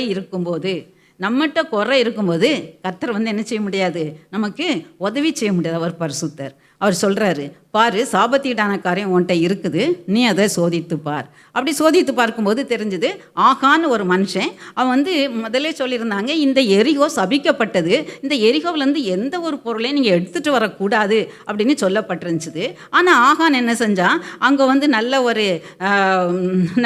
ஒரு வெள்ளி பாலம், இந்த தங்கம், இது ஜம்கா, இதில் சில பொருட்களை அவன் எடுத்துகிட்டு வந்ததை இப்போ யாருக்கும் தெரியாமல் ஒழிச்சு வச்சுட்டான். ஆனால் யாருக்கு தெரியாமல் இல்லாமல் இருக்காது. மனுஷருக்கு மறைத்து விடலாம், தேவனுக்கு மறைக்க முடியாது. 2 கண்கள் நம்ம எப்போவும் பார்த்துக்கிட்டே இருக்குது. நீங்கள் கூட சில காரியங்களை உங்கள் பெற்றோருக்கு மறைத்திருக்கக்கூடும், சரியா? உங்களை குடும்பத்தினருக்கு நீங்கள் மறைத்திருக்கக்கூடும். ஆனால் தேவ சமூகத்துக்கு நம்ம என்ன செய்ய முடியாது, மறைவாக இருக்கவே முடியாது. அவருடைய எண்ணங்களையே அவர் அறிந்திருக்கிறார். நம்ம என்ன எண்ணுறோம், வாயில் சொல் பிறவாதற்கு முன்னே அதையெல்லாம் கர்த்தாவே நீர் அறிந்திருக்கிறீர். ஸோ எண்ணத்தை கூட அவர் அறிஞ்சிருக்கிறார். அவர்கிட்ட எதையுமே நம்ம மறைக்க முடியாது. ஸோ அப்போ இப்போ சொன்னதுனால யோசுவா அந்த ஆகானை கூப்பிட்டு அவன் ஒத்துக்கிட்டதுனால அவனை என்ன செஞ்சுட்டாங்க, பனிஷ் பண்ணிட்டாங்க. கல்லறிந்து வழக்கத்தின்படி அவங்க கல்லறிந்து கொன்னுட்டாங்க. அதுக்கப்புறம் அடுத்தப்ப திரும்ப என்ன செய்கிறாங்க, அந்த ஆயு பட்டணத்துக்கு மேலே என்ன செய்கிறாங்க, படையெடுத்து செல்கிறாங்க. அந்த ஆயு பட்டணத்துக்கு மேலே படையெடுத்து செல்கிறது தான் 10வது அதிகாரத்தில் சொல்லப்பட்டிருக்கு. இப்போ பாருங்கள், இந்த நேரத்தில் என்ன செஞ்சுட்டாங்க, 10ஆம் அதிகாரம் இல்லை, 7வது அதிகாரத்தில் இருக்குது. அப்போ ஆயு பட்டணம் இப்போ 2வது முறை போகும் பொழுது அவங்களுக்கு என்ன கிடச்சிருச்சுது, வெற்றி கிடச்சிருச்சுது, ஜெயித்துட்டாங்க. சரியா? இப்போ எதன் மூலமாக கர்த்தர் சகாயம் பண்ணுறாரு, சுத்திகரித்து சகாயம் பண்ணுகிறார். சரியா? சுத்திகரிக்காமல் நம்ம பரிசுத்தப்படுத்தாமல் கர்த்தர் நினச்சோம் நமக்கு சகாயம் பண்ண முடியாது. ஆனால் நம்மிடத்தில் உள்ள குறைபாடுகள், நம்முடைய குறைபாடுகள் இருக்கும்போது, தேவனுக்கு பிரியமில்லாத காரியங்கள் நம்மிடத்தில் இருக்கும்போது என்ன செய்ய முடியாது, கர்த்தர் நமக்கு சகாயம் பண்ண முடியாது. அதனால் ஏசப்பா என்ன நினைக்கிறாங்க, நம்மளை சுத்திகரிக்கணும்னு நினைக்கிறாங்க. சுத்திகரிப்பதற்காக நமக்கு சில சோதனைகள், சில பிரச்சனைகள் நம்முடைய வாழ்க்கையில் அனுமதிக்கிறாங்க. சில காரியங்களை நான் அனுமதிக்கும் போது சில இழப்புகள், இல்லைன்னா சில மன கஷ்டத்தை கொடுக்குற காரியம் நம்ம வீட்டில் நடக்கலாம், இல்லைன்னா நம்ம சரீரத்தில் சுகவீனம் ஏற்படலாம். ஏதோ ஒரு காரியம், ஏதாவது ஒரு சிக்ஷையின் மூலமாக கர்த்தர் நம்மகிட்ட பேசுகிறாரு, நீ ஒன்று ஆராய்ந்து பார் அப்படின்னு. நமக்கு சிக்ஷை கொடுக்கும் பொழுது நம்ம முறுமுறுக்கக்கூடாது. எதனால் இந்த காரியம் வந்தது பார்த்தீங்களா, அவர் விழுந்து கிடந்தது போல் யோசுவா நம்மளும் தேவ சமூகத்தில் விழுந்து கிடக்கும்போது, ஏசப்பா நீங்கள் சொல்லுங்கள், எதனால் எனக்கு இந்த தோல்வி, எதனால் எனக்கு இந்த பிரச்சனை, எதனால் இந்த நெருக்கம் அப்படின்னு நம்ம ஏசப்பாட்ட கேட்கும்போது அவர் நமக்கு உணர்த்தி காட்டுவார். இந்த இடத்துல பற்றியா நீங்கள் தப்பு பண்ண அப்படின்ட்டு. தாவீது ராஜாவுக்கு கூட சொல்லுவார், அங்கே ஒரு வாதம் வரும். அப்போது எப்படி இந்த வாதம் வந்தது அப்படின்ட்டு தாவீது ராஜா தேவ சமூகத்தில் நிற்கும்போது சவுலினுடைய குமாரத்து சவுலின் குடும்பத்தினர் இந்த ஒரு இனத்தவரை துன்பப்படுத்தினாங்க, அதனால் இந்த சாபம் வந்தது. ஸோ அவங்களுக்கு நன்மை செய்யணும். அப்போ அவங்ககிட்ட போய் கேட்டப்போ அவங்க சொல்லுவாங்க, இந்த சவுலின் இதை பிள்ளைகளை என்ன செய்யணும், கொன்று போடணும்னு. சவுலின் பிள்ளைகளை கொன்று போட, அவங்களுக்கு துன்பம் கொடுத்து அந்த சவுலின் பிள்ளைகளை கொன்று போட்ட பிறகு வாதம் என்ன செஞ்சது, நின்றது. இப்படி தாவீது ராஜா அப்படி போய் கேட்காரு. அப்படி ஒவ்வொரு நம்ம நம்முடைய பிரச்சனைகளுக்கு என்ன காரணம், அடுத்தவங்க தான் காரணம்னு நம்ம நினைக்கக்கூடாது. எங்கள் அம்மா தான் காரணம், நான் இந்த சப்ஜெக்ட் எடுக்கவே மாட்டேன்னு சொன்னேன், எங்கள் அம்மா அந்த சப்ஜெக்டை எடுக்க சொன்னாங்க, அதனால தான் எனக்கு இதில் மார்க்கே வரலை, இல்லையா? இப்படி நம்ம நினச்சக்கூடாது. மற்றவங்களும் நினச்சக்கூடாது, குறை சொல்கிறேன். நான் இந்த ப்ராஜெக்டை நான் எடுக்க மாட்டேன்னு எங்கள் பாஸ்கிட்ட சொன்னேன், அவர் இந்த ப்ராஜெக்டை எனக்கு கொடுத்தாரு, அதனால தான் என்னால் இதை செய்ய முடியலை அப்படின்னு நம்ம என்ன செய்யக்கூடாது. நம்ம மற்றவங்களை குறை சொல்லாதபடிக்கு என்ன செய்யணும், என்ன காரணம், ஏன் இதில் எனக்கு வெற்றி இல்லை, ஏன் எனக்கு இதில் ஆசீர்வாதம் இல்லை, ஏன் இதில் பிரச்சனை இருக்குது, நம்ம தேவ சமூகத்தில் உட்கார்ந்து ஆராயும் போது கர்த்தர் நமக்கு வெளிப்படுத்துவார். நம்ம சுத்திகரிக்க வேண்டிய காரியங்கள் இங்கே பொருளாசை, இந்த ஆகானுடைய பொருளாசை காரணமாக ஆயு பட்டணத்தையும் பிடிக்க ஒரு பெரிய தோல்வியே வந்தது. பொருளாசை விக்கிரக ஆராதனைக்கு சாமானும் சொல்லப்பட்டிருக்குது. சரியா? அப்போ நம்ம எதில் ஆசை வைக்கிறோம், இயேசு கிறிஸ்துவை தவிர வேறு எதில் நம்ம விருப்பம் வச்சாலும் அது என்னதுதான், விக்கிரக ஆராதனை. யாரை தவிர, ஏசப்பாவை தவிர வேறு யார் மேலே விருப்பம் வச்சாலும், எது மேலே விருப்பம் வச்சாலும், இது இல்லாமல் எனக்கு இருக்க முடியாது, இதான் வேணும் அப்படி நம்ம நினைக்கும் போது அப்போ யாரை நம்ம உதாசீனப்படுத்திடும், ஏசப்பாவை. சரியா? அப்போ ஏசப்பாவுக்கு முக்கியத்துவம் கொடுக்காம மற்ற எதுக்காவது நம்ம முக்கியத்துவம் கொடுத்தோமே யானா, அவருக்கு மேலாக எதையாவது வைப்போமே யானா, அது என்னது, விக்கிரக ஆராதனை. அப்படி விக்கிரக நம்மிடத்துல இருக்கும் பொழுது நமக்கு வெற்றி கிடைக்க முடியாது, கர்த்தர் நமக்கு சகாயம் பண்ண முடியாது. அதனால் சுத்திகரிப்புக்கான காரியங்களை நம்ம வாழ்க்கையில் அனுமதிப்பார். அந்த சுத்திகரிப்புக்கான காரியம் என்ன என்பதை நம்ம என்ன செய்யணும், கண்டுபிடித்து நம்ம சுத்திகரிக்கப்படும் பொழுது நம்ம கர்த்தருடைய பரிசுத்த ரத்தம் நம்மளை என்ன செய்கிறது, சுத்திகரிக்குது. இருக்குது. நம்ம ரொம்ப வேறு எங்கேயும் அலைய வேண்டாம், போக வேண்டாம், கஷ்டப்பட வேண்டாம். இருக்கிற இடத்துல மனஸ்தாபப்பட்டு உண்மையாகவே துக்கப்பட்டு நம்முடைய பாவங்களை, ஏசப்பா நான் அப்படி தப்பு செஞ்சுட்டேன்னு ஏசப்பாட்ட நம்ம சொல்லும்போது, நம்ம மன்னிங்க அப்படி ரத்தத்தால் கழுவுங்கன்னு சொல்லும்போது, ஏசப்பா ரத்தம் நம்மளை என்ன செய்யுது? கழுவி சுத்திகரிக்குது. சுத்திகரித்ததுக்கு பிறகு நமக்கு என்ன கிடைக்கும்? வெற்றி கிடைக்குது. சரியா? அடுத்து அப்போ இன்னும் போய்கிட்டு இருக்காங்க. போயிட்டு இருக்கும்போது இப்போ 5 அரசர்கள் இவர்களுக்கு எதிராக வர்றாங்க. இது நீங்கள் யோசுவா 10வது அதிகாரத்தில் 5வது வசனத்தில் இருக்குது. எந்த ராஜாக்கள்லாம் வர்றாங்கன்னா, எருசலேம் ராஜா, எப்ரோன் ராஜா, யர்மூத்தின் ராஜா, லாகீஸின் ராஜா, எக்லோனின் ராஜா, 5 பேர் என்ன செய்கிறாங்க? எமோரியன் ராஜா. 5 ராஜாக்கள் கூடிக்கொண்டு இவங்க எல்லாம் எனது கிபியோன், அதாவது இது இஸ்ரேல் சொந்தமான ஒரு பகுதி. சரியா? அந்த கிபியோனுக்குள்ள பாளையம் இறங்குறாங்க. அப்போ 5 ராஜாக்கள் வந்திருக்கும்போது இந்த யோசுவாவுக்கு கொஞ்சம் பயமாக போச்சு. அப்பா இவ்வளவு பெரிய கூட்டம், பெரிய திரளான மக்கள் திரளான இராணுவ வீரர்கள் வந்திருக்காங்களே, 5 ராஜாக்களை எப்படி எதிர்த்து நிற்பது அப்படின்னு யோசுவா கிளம்பும் போது ஏசப்பா தேவன் அவருக்கு வாக்கு கொடுக்குறாரு. நீ பயப்படாத, 8வது வசனம் சொல்ல, யோசுவா நோக்கி, நீ பயப்படாத, அவங்களெல்லாம் உன் கையில் நான் ஒப்பு கொடுப்பேன். சரி, அவர் ஒப்பு கொடுப்பேன்னு சொல்லிட்டார் இல்லையா? அதனால் அவர் ஒப்பு கொடுப்பாரு அப்படின்னு இவங்க கில்கால்ங்கிற இடத்துல தான் யார் இருக்கா? யோசுவா. அந்த கில்காலே உட்கார்ந்துருந்தாரா அப்படின்னு பார்த்தா இல்லை. அவர் என்ன செய்கிறாரு பார்த்தீங்களா? இரவோடு இரவாக என்ன செஞ்சுறாரு பார்த்தீங்களா? நடக்கிறாரு. இரவு முழுவதும் நடந்து அவர் என்ன செஞ்சாங்களாம்? கில்காலில் இருந்து முழுவதும் நடந்து அங்கே அவங்க பாளையம் இருக்கிற இடத்துக்கு சேர்ந்துட்டாரு. யார்? யோசுவா. சரியா? யோசுவா போய் சேர்ந்துட்டாரு. இப்போ யுத்தம் பண்ணுறாங்க. ஆனால் கர்த்தர் எப்படி அவர்களுக்கு சகாயம் பண்ணுகிறார்? இயற்கையின் சக்திகளை வச்சு கர்த்தர் ஆளுகை செய்கிறார் இல்லையா? சகலத்தையும் சிருஷ்டித்தவர் அவர். இயற்கை சிருஷ்டித்த காற்றை தன்னுடைய பண்டக செயலை அடக்கி வச்சிருக்கிறாரு, மின்னலை வச்சிருக்கிறாரு, இது இடியை வச்சிருக்கிறாரு. எல்லாம் யார்கிட்ட தான் இருக்குது? கர்த்தர் கரத்தில் இருக்குது. இடி முழக்கம் அவர்கிட்ட இருக்குது. சரியா? இது அப்போது இயற்கை முழுசும் ஆளுகிறவர் அவர். இப்போ என்ன பண்ணார் பாருங்க, ஒரு பெரிய சொல்லப்பட்டிருக்குது இந்த வசனத்தில். 11வது வசனம், 10வது அதிகாரம் 11வது வசனத்தை நீங்கள் பார்த்தீங்கன்னா, அதில் நான் கடைசியில் நீங்கள் பாருங்கள், கர்த்தர் வானத்திலிருந்து பெரிய கற்களை விழப்பண்ணினார், அவர்கள் செத்தார்கள். வானத்திலிருந்து பெரிய கற்களை 10-11 பெரிய கற்களை விழப்பண்ணினார். அப்போ இப்போ சொல்லியிருக்குது, இஸ்ரவேல் புத்திரர் பட்டயத்தால் கொன்றவர்களை பார்க்கிலும் இந்த கல்மழையினால், கல் மேலேருந்து விழுதில்ல, கல்மலையில் செத்தவர்கள் தான் அதிகம். இப்போ யார் யுத்தம் பண்ணுறா? கர்த்தர் யுத்தம் பண்ணுறார் இல்லையா? கர்த்தர் எதன் மூலமாக? கல்மலை, கல்லை போடுறாரு, எல்லா மண்டையும் உடையுது இல்லையா? அப்படி கர்த்தர் என்ன செய்கிறார்? யுத்தம் பண்ணுறார். இயற்கையை கொண்டு அவர் என்ன செய்கிறார்? யுத்தம் பண்ணுறாரு. அதே சாப்டரில் நீங்கள் பாருங்கள், இன்னும் அவங்க எமோரியரை என்ன செய்ய முடியலை, விரட்டி முடிக்க முடியலை. அதனால் யோசுவா என்ன சொல்கிறாரு? கர்த்தரை நோக்கி பேசுகிறாரு. என்ன சொல்கிறாரு? சூரியனே நீ கிபியோன் மேலும், சந்திரனே நீ ஆயோன் பள்ளத்தாக்கின் மேலும் தரித்து நில். பார்த்தீங்களா? யோசுவா சூரியனை பார்த்தே பேசுகிறாரு, கர்த்தர்கிட்ட பேசுகிறாரு. சூரியனே நீ நில்லு, நாங்கள் இன்னும் முடிக்கலை, போகிறேன், இன்றைக்கி முடிக்கணும், அதனால நான் முடிக்கிற வரைக்கும் நீ என்ன செய்யக்கூடாது? போகக்கூடாது, அப்படியே நில்லு. சூரியனே நில்லு, சந்திரனே நீ வேகமாக வந்துடாத. அப்போது சூரியன் தரித்து நின்றதுன்னு பார்க்குறோம். ஒரு நாள் முழுவதும் சூரியன் நின்றது. கர்த்தர் இயற்கையை கொண்டு சகாயம் பண்ணுகிற தேவனாக இருக்கிறார். நம்முடைய காலத்தில் பார்க்குறோம், இயற்கையினால் எவ்வளோ அழிவு வருது அப்படிங்கிறத பார்க்குறோம் இல்லையா? எங்கே தீமை நடக்குதோ, எங்கே பிரச்சனைகள் இருக்குதோ, அங்கே என்ன வருது? அழிவு வருது. நம்ம ஜெபிக்கிறோம் கர்த்தரை நோக்கி, ஏசப்பா அந்த தீமை எங்களுக்கு நேரிடக்கூடாதுன்னு. எவ்வளோ கிருபையாக தமிழ்நாட்டை கர்த்தர் காத்துட்ருக்கிறாரு இல்லையா?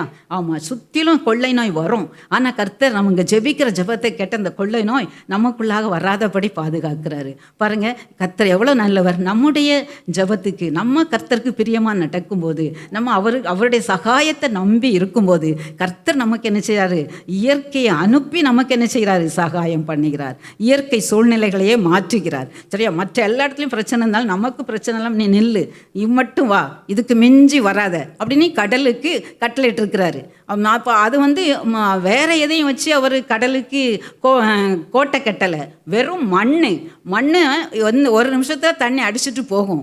ஆனால் மண்ணை வச்சு தான் அதுக்கு எல்லையே கொடுத்துருக்காரு கடலுக்கு. ஆனால் கடலுக்கு சொல்கிறாரு, இம்மட்டுவா மிஞ்சி வராத, அது வரலை. இதை மாதிரி தான் நம்ம இயற்கைக்கு அவர் கட்டளை இடுகிறார், அது செயல்படுது. இப்போ பாருங்கள், இயற்கையின் மூலமாக இந்த சூரியனும் சந்திரனும் தரித்து நின்றுது.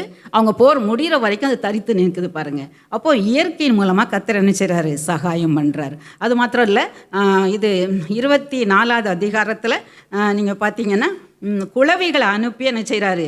விரட்டுறார். யோசுவா 24:12 எமோரின் 2 ராஜாக்களை உமக்கு முன்பாக நான் என்ன செய்கிறேன்? துரத்தி விட்டேன். உங்கள் அம்பையும் உங்கள் வில்லையும் உங்கள் பட்டயத்தையும் வைத்து அவங்க என்ன செய்யலை? துரத்தப்படலை. நீங்கள் பார்த்தீங்கன்னா தெரியும் பாருங்கள், இங்கே எதுகளை அனுப்பினேன்? குளவிகளை அனுப்பினேன். கர்த்தர் இதை மாதிரி தான் இதில் கூட பார்வோன்ட்ட இருந்து இஸ்ரேல் மக்களை மீட்கும் போது அங்கே எதெல்லாம் அனுப்புவார் பார்த்தீங்களா? வண்டை அனுப்புவார், தவளை அனுப்புவார், பேன் அனுப்புவார் இல்லையா? ஆக இப்படி கல்மலையை அனுப்புவார். இயற்கை அவர்களுக்கு எதிராக யுத்தம் செய்தது. யாருக்கு? எகிப்தியர்களுக்கு எதிராக இயற்கையை அனுப்பி என்ன செஞ்சார்? யுத்தம் செய்தார். அது மாதிரி இப்போ பார்க்கும், இயற்கையின் சத்துவங்களை கொண்டு என்ன செய்கிறாரு? சகாயம் பண்ணுகிறார். யாருக்கு சகாயம் பண்ணினார்? அவரை நம்பி இருக்கிற இஸ்ரவேலருக்கு சகாயம் பண்ணினார். இஸ்ரவேலருக்கு எதிராக இருக்கின்ற எதிரிகளுக்கு என்ன செஞ்சார்? அந்த இயற்கையை கொண்டு அழிவை கொண்டு வந்தார். இல்லையா? எதிரிகளை அந்த தன்னுடைய இயற்கையின் சத்துவத்தால் அழித்து சகாயம் பண்ணினார். கர்த்தர் எதிரிக்கு நம்முடைய சத்ருவுக்கு எதிரிட்டு சகாயம் பண்ணுகிற தேவன் அப்படின்னு நமக்கு வாக்கு கொடுத்துருக்கிறாரு. இன்றைக்கு இதே மாதிரி நம்முடைய வாழ்க்கையிலையும் எதிரிகள் இருக்கக்கூடும். அந்த எதிரிகளை நம்ம மேற்கொள்ள முடியாது. நம்ம யார்கிட்டத்தில் ஏசப்பாட்டை நம்ம சரண்டர் ஆகும்போது, அவரிடத்தில் நம்ம ஜெபிக்கும் போது, அவருடைய சகாயத்தை நம்ம நம்பி இருக்கும்போது, நீரே என் சகாயர் என்று அவரை நம்ம நம்பி இருக்கும் பொழுது இயற்கையை கூட நம்ம என்ன செய்வார்? நமக்கு சாதகமாக மாற்றுவார். அப்படியே சூரியனை தரித்து நிற்க செய்த தேவன், குளவிகளை கொண்டு இவங்களை விரட்டின தேவன் இல்லையா? கல்மழையினால் சத்துருக்களை அழித்த தேவன், நம்முடைய சத்துருக்களும் நமக்கு எதிராக வருகிற சத்துருக்களையும் மேற்கொள்வதற்கு ஜெயிப்பதற்கு எதை அனுப்புவார்? இயற்கையை நமக்கு சாதகமாக்கி தருவார். இயற்கை மூலமாகவும் செய்வார். சகாயம் பண்ணுகிற தேவன் இயற்கை மூலமாக என்ன செய்கிறாரு? சகாயம் பண்ணுகிற தேவனாக இருக்கிறார். இப்போது இவ்வளோ வெற்றியும் கொடுக்கறதுக்கு இப்போ போன இடம்லாம் வெற்றி தான். அந்த ஆயு பட்டணத்தை தவிர இந்த யோசுவா 31 ராஜாக்களையும் 7 ஜாதிகளையும் வென்றாருங்க. அந்த லிஸ்ட் எங்கே இருக்குதுன்னா 12ஆம் அதிகாரம், யோசுவா 12வது அதிகாரத்தில் இருக்குது. இப்போ பார்க்க வேண்டாமா, நீங்கள் அப்புறம் பார்த்துக்கலாம். சரி, இப்போ இவ்வளோ தூரத்திற்கு வெற்றி பெறுவதற்கு, யோசுவா வெற்றி மேலே வெற்றி பெறுவதற்கு என்ன காரணம்? ஒன்று, நீங்கள் பார்த்தீங்கன்னா இந்த யோசுவாவை பற்றி, அவர் கர்த்தருடைய சமூகத்தை வாஞ்சிக்கிற ஒரு மகனாக இருந்தார். எப்பொழுதும் கர்த்தருடைய பிரசன்ஸ் தான் இருக்க விரும்பினார். யாத்ராகமம் 33:11 வசனத்தை வாசிங்க. பேசுவது போல கர்த்தர் மோசேயோடு முகமுகமாய் பேசினார். பின்பு அவன் பாளையத்துக்கு திரும்பினான். நூனின் குமாரனாகிய யோசுவா என்னும் அவனுடைய பணிவிடக்காரனாகிய வாலிபன் ஆசரிப்பு கூடாரத்தை விட்டு பிரியாதிருந்தான். பார்த்தீங்களா? ஆசரிப்பு கூடாரத்தை விட்டு பிரியல்ல. ஆசரிப்பு கூடாரம்னா என்ன அர்த்தம்? சர்ச்சுன்னு அர்த்தம், அப்படி தானே? அதாவது தேவ சமூகம், அதாவது தேவன் தங்கியிருக்கிற இடம் அந்த ஆசரிப்பு கூடாரம் தான் அப்படின்னுட்டு அந்த ஆசரிப்பு கூடாரத்தை மோசே பேசிட்டு போயிட்டான். ஆனால் யோசுவா என்ன செய்யவே இல்லை? அந்த இடத்த விட்டு, தேவ சமூகத்தை விட்டு அவன் போகவே இல்லை. வாலிபனாக இருக்கும் பொழுது அவர் எதை தெரிந்து கொண்டார்? தேவ சமூகத்தில் இருப்பதை தெரிந்து கொண்டார். தேவ சமூகத்தில் இன்றைக்கு நம்மளே என்னவா இருக்கும்? ஆலயமாக இருக்கும். தேவன் வேதம் அதான் சொல்லுது, நீங்களே ஆலயமாக இருக்கிறீங்க. உங்களுக்குள்ளேயே யார் வாசம் பண்ணுறா? ஆவியானவர் வாசம் பண்ணுறார். இயேசு கிறிஸ்து நம்முடையக்குள்ளே வாசம் பண்ணுறாரு. வாசம் பண்ணுறாலும் நம்ம ஒவ்வொருவருமே என்னதான்? ஆலயம் இல்லையா? நமக்குள்ளாக வாசம் பண்ணுறாரு. அவர் வாசம் பண்ணும்போது அவருடைய பிரசன்னம் நம்மளோட கூட இருக்கணும். அவர் பிரசன்னம் நம்மளோட இருந்தால் அவர் நமக்குள்ளாக என்ன செய்வார்? வாசம் பண்ணுவார். அவருக்கு பிரியம் இல்லாத செஞ்சோன்னா நம்மளை விட்டு போயிடுவார் இல்லையா? ஆமாம். ஸோ அவருடைய பிரசன்னத்தை நம்ம எப்படி காத்துக்கொள்வது? எப்போவும் நம்ம கர்த்தருடைய சமூகத்தில் இருப்பது அப்படின்னா அவருடைய பிரசன்னம் நம்முடைய சிந்தையில் எப்பவும் இயேசுவை பற்றிய, தேவனை பற்றிய ஒரு சிந்தையே இருக்கணும். எதுவாக இருந்தாலும் நம்ம எந்த வேலையை செஞ்சுட்டு இருந்தாலும் நம்ம வந்து ஒரு வேளை படிக்கிறதுக்கு முன்னாலே ஏசப்பா நான் படிக்கிறேன், நீங்கள் என்னோட இருங்க, எனக்கு கற்றுத்தாங்க, நீ சொல்லி விளக்கித்தாங்க அப்படின்னு நம்ம கேட்கலாம்.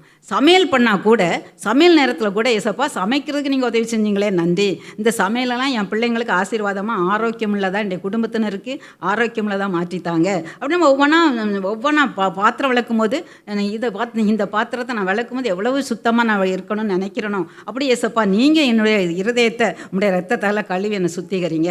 எந்த ஒரு வேலையை செஞ்சாலும் ஒரு வேளை நம்ம போய்கிட்டு இருக்கலாம், அநேகரை நம்ம பார்க்கலாம் வழியில், நம்ம ட்ராவலில் பஸ்ஸில் போவோம், ட்ரெயினில் போவோம், பைக்கில் போவோம், காரில் போகும்போது பார்க்கும்போது ஒரு வேடிக்கை பார்க்குறவங்கள நம்ம இல்லாமல் அந்த அவங்கள பார்க்கும்போது ஏசப்பா இந்த ஆத்துமாவை நீங்கள் ரட்சிக்கணுமே. ஒரு இந்து டெம்பிளை பார்க்கும்போது அங்கே நிறைய பேர் இன்னும் இது பண்ணிகிட்டு இருப்பாங்க, ஏசப்பா அறியாமையில் இவங்கெல்லாம் செய்கிறாங்களே, நீங்கள் இவங்களுக்காக உங்களுடைய ரத்தத்தை சிந்திருக்கீங்களே, இவங்களை ரட்சிங்கப்பா அப்படின்னு நம்ம சிந்திக்கும் போது அவங்களுக்காக நம்ம ஜெபிக்கும் போது இப்படி முழு நேரமும் நம்முடைய சிந்தை நம்ம வந்து ஒருவேளை ப்ராஜெக்ட் செஞ்சுட்டு இருக்கலாம், டீச் பண்ணிகிட்டு இருக்கலாம், ஏதாவது நம்ம வேலை பண்ணிகிட்டு இருக்கலாம், அந்த நேரத்தில் கூட நமக்குள்ளாக என்ன ஓடிக்கிட்டே இருக்கணும், இயேசு கிறிஸ்துவனுடைய சிந்தை ஓடிக்கிட்டே இருக்கும்போது அவருடைய பிரசன்னம் நம்மளை சூழ்ந்து கொள்கிறது. அவருடைய பிரசன்னம் நம்மளை சூழ்ந்து கொள்ளும்போது இந்த பிசாசு வந்து ஒரு அசுத்தமான சிந்தையை நமக்குள்ளே கொண்டு வர முடியாது. அப்போ நம்ம வந்து ரோட்டில் பார்த்தா கூட நம்ம எந்த அசுத்தமான சிந்தை என்ன செய்யாது, வராது. எந்த மனுஷனை உள்ளத்தில் கூட என் ஹஸ்பண்ட் இப்படி பேசிட்டாரு, என் ஃப்ரெண்டு இப்படி பேசிட்டாள், எங்கள் பாஸ் இப்படி சொல்லிட்டாரு, இல்லைன்னா என்னுடைய மிஸ் இப்படி சொல்லிட்டாங்களே அப்படின்னு அவங்க இப்படி பேசிட்டாங்களே அப்படின்னு அவங்கள குறித்த ஒரு கசப்போ வெறுப்போ நம்முடைய உள்ளத்தில் வராது. இதுதான் நம்ம பிசாசு கசப்பை வெறுப்பெல்லாம் விதைக்கிறதுக்கு ரொம்ப ஆயத்தமாக இருப்பான். தினம் நமக்கு வந்து பிரச்சனைகளை கொண்டு வருவான் மனிதர்கள் மூலமாக. அவன் தான் கொண்டு வருவான், மனுஷர் கொண்டு வர மாட்டாங்க.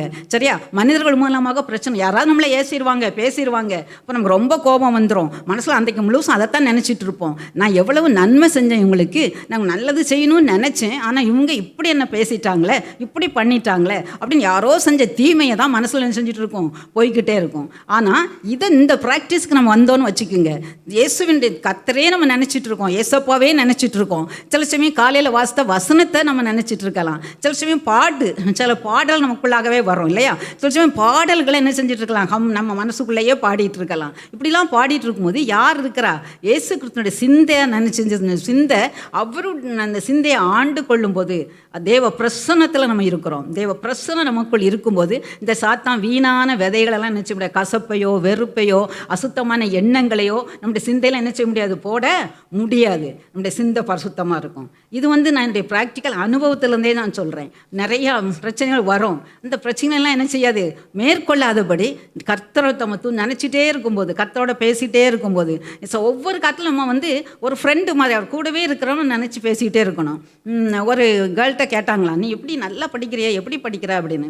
அவன் இல்லை நானும் ஏசப்பாவும் சேர்ந்து படிப்போம், அதான் நான் நல்லா இருக்கிறேன், நல்லா படிக்கிறேன், நல்லா மார்க் எடுக்கிறேன்னு. எப்படி அப்படின்னு கேட்டாங்களாம். கேட்டால் நான் படிக்க உட்கார்ந்த உடனே ஏசப்பா நீங்கள் வாங்க நான் படிக்க போகிறேன், என் பக்கத்தில் உட்காருங்க நான் சொல்லுவேன். அப்படி உட்கார்ந்துருப்பார். நான் வந்து ஏதாவது எனக்கு புரியலைன்னா ஏசப்பா இது எனக்கு இது புரிய மாட்டேங்க, இந்த மேத்ஸ் புரியலை, இந்த இங்கிலீஷ் புரியலை அப்படின்னா எனக்கு அந்த ஏசப்பா சொல்லி கொடுப்பாங்க. அப்புறம் நான் வந்து அவர்கிட்டயே ஒப்பிச்சிருவேன். ஒப்பிச்சிட்டு எப்படி பார்த்தீங்களா எவ்வளோ அழகான அனுபவம் அப்படி நம்ம ஃபீல் பண்ணணும். அதாவது ஏசப்பா எங்கேயோ இருக்கிறாரு, அப்படி அல்ல, அவர் எனக்குள் இருக்கிறாரு, இங்கேயே இருக்கிறாரு. சரியா? அது மாதிரி இன்னொரு ஊழியக்காரரை பற்றி கூட நான் கேள்விப்பட்டேன். அவர் எப்பவும் ஒரு சேரை தன்னுடைய பக்கத்துலேயே போட்டு வச்சுருப்பாராம். இவருக்கு அந்த சேரில் யாரையுமே உட்கார வைக்க மாட்டாராம். அதனால் சொல்லுவாராம், இந்த சேர் யாருக்குரியது, ஏசப்பாக்குரியது. நான் இங்கே உட்காந்துருக்குறேன், ஏசப்பா இங்கே உட்காந்துருக்காங்க, நான் அவரோட நான் என்ன செஞ்சிட்ருப்பேன், பேசிகிட்டு இருப்பேன். அதோட அவர் மரண படுக்கையில் கடைசி நேரத்தில் படுத்துக்கிட்டே அந்த சேர் மேலே கையை வச்சுட்டே இருப்பாராம். மரணத்தில் கூட அவர் ஆவி பிரிந்திருக்கும் போது அவர் கை அந்த சேரில் தான் இருந்துச்சு தான்.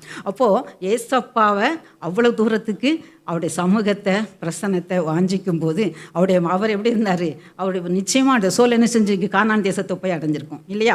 அப்படி பாருங்கள், கர்த்தருடைய பிரசன்னத்தை நம்ம அப்படியே உணரணும். எப்பவும் அவர் நம்மளோட இருக்கிறார் அப்படிங்க, அவரோட நம்ம பேசிக்கிட்டே இருந்தால் எல்லா காரியத்தையும் பேசலாம். நான் இதை பண்ணுறேன் ஏசப்பா, இதை பண்ணிட்டேன்ப்பா, அவங்க இப்படி சொல்லிட்டாங்கப்பா, இன்னும் வருத்தமாக இருக்குதுப்பா, சரிப்பா நீங்கள் சொல்லிட்டீங்க, மன்னிக்க சொல்லிட்டீங்க, நான் மன்னிச்சிடுறேன், நீங்கள் சொல்லிட்டீங்க கீழ்ப்படிய சொல்லிட்டீங்க, நான் கீழ்ப்படுகிறேன். கர்த்தர் என்ன சொல்கிறாரா நமக்கு ஞாபகப்படுத்துவார் அந்த நேரத்தில். நீங்கள் அப்படியே நம்ம செய்ய அவருடைய சிந்தை நம்ம அவருடைய பிரசன்னத்தை நம்ம காத்து கொள்ளும்போது நம்ம சத்ருவை ஜெயிப்பதற்கான பலன் நமக்கு கிடைக்குது. சாத்தான் நம்மளை இதுக்கு போக முடியாதபடி, கானாந்தேசத்துக்கு போக முடியாதபடி இப்படி வீணான சிந்தனைகளை கொடுத்து சிந்தனையை தான் பாலடிப்பான், சிந்தனையை கொண்டு வருவான். அந்த சிந்தனையை பாவம் செய்ய விடாதபடி காக்க வேண்டுமையானா தேவ பிரசன்னம் நம்மை சூழ வேண்டும். பிரசனம் என்னுடைய எதனால், துதியினால். எப்போவும் வர துதிச்சுக்கிட்டே இருக்கலாம், இல்லைனா பாட்டு பாடிட்டு இருக்கலாம், ஏதாவது வசனத்தை தியானிச்சுட்டு இருக்கலாம். அப்படி பண்ணும்போது அவருடைய பிரசனம் நம்மளை ஆண்டு கொள்ளும், நமக்கு கர்த்தர் வெற்றி தருவார். அடுத்ததோட என்ன பண்ணார் பாருங்க, தேவனுடைய வார்த்தைக்கு கீழ்ப்பட வந்தார். தேவனுடைய வார்த்தையும் என்ன செய்து அவருடைய வாயை விட்டு பிரியவில்லை. அவர் தேவ சமூகத்தை விட்டு பிரியலை, பிரசன்ஸ். அடுத்தது நீ யோசுவா 1ஆம் அதிகாரம்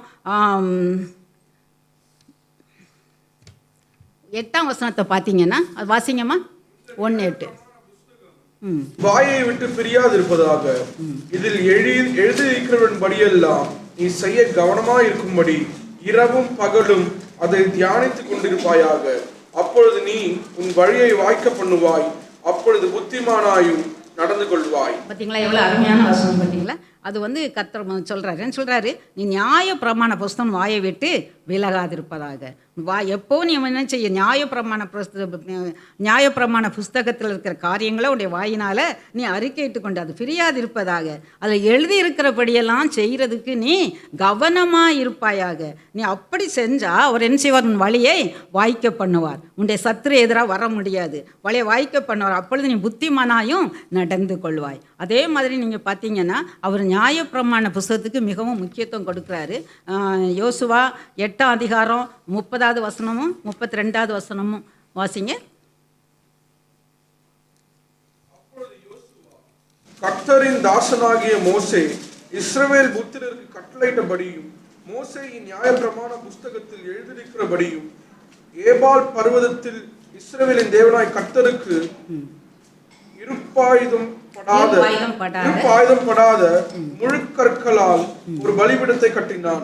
அதன் மேல் கர்த்தருக்கு சர்வாங்க தகன பலிகளை செலுத்தி சமாதான பலிகளையும் இட்டார்கள். 8:32. இஸ்ரவேல் புத்திரருக்கு முன்பாக மோசே எழுதியிருந்த நியாய பிரமாணத்தை அவன் அங்கே கற்களில் பேற்றெழுதினான்.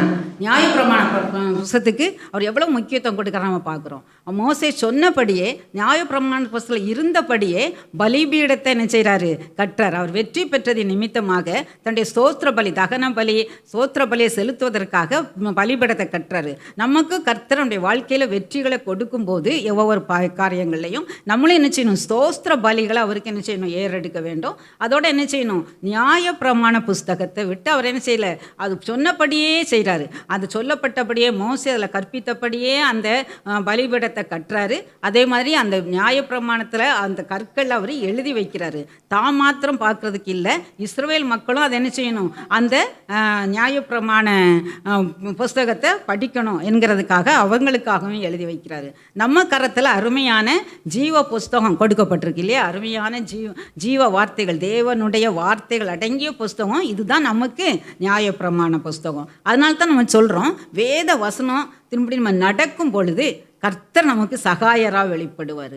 எந்த சத்ரு வந்தாலும் சரி, அது எந்த பெரிய பிரச்சனையாக இருந்தாலும் சரி, எல்லா பிரச்சனையிலும் நமக்கு விடுதலை தரக்கூடியவர் யார், ஏசப்பா. இந்த வேத வசனம் தாவீது சொல்வார், நான் வேதம் மாத்திரம் எனக்கு மனமகிழ்ச்சியாக இருக்கலைன்னா நான் துக்கத்தில் அமிழ்ந்து போயிருப்பேன். வேத வசனம் அவ்வளவானது, நமக்கு ஆறுதல் கொடுக்குது, நமக்கு ஆலோசனை கொடுக்குது. நிறைய நேரங்கள் ஆலோசனை கொடுக்கும்.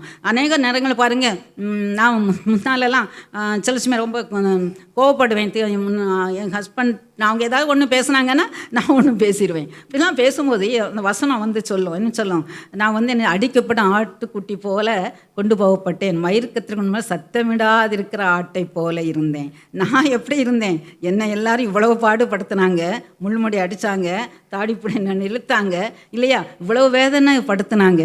அவங்க மத்தியில் நான் என்ன செய்யவே இல்லை, பேசவே இல்லை. நியாயம் எனக்குரியது தான், நியாயம் யாருக்குரியதான், ஏசப்பாக்குரியது தானே. அநியாயமாக தானே அவர் அடிக்கப்பட்டார், நொறுக்கப்பட்டார். ஆனால் அங்கே பேசணும், ஏன் அடிக்கிங்கன்னு கேட்டாரா? இல்லை, நியாயம் அவர்கிட்ட இருந்தது. ஆனாலும் அவர் எப்படி இருந்தார், அமைதியாக இருந்தார்.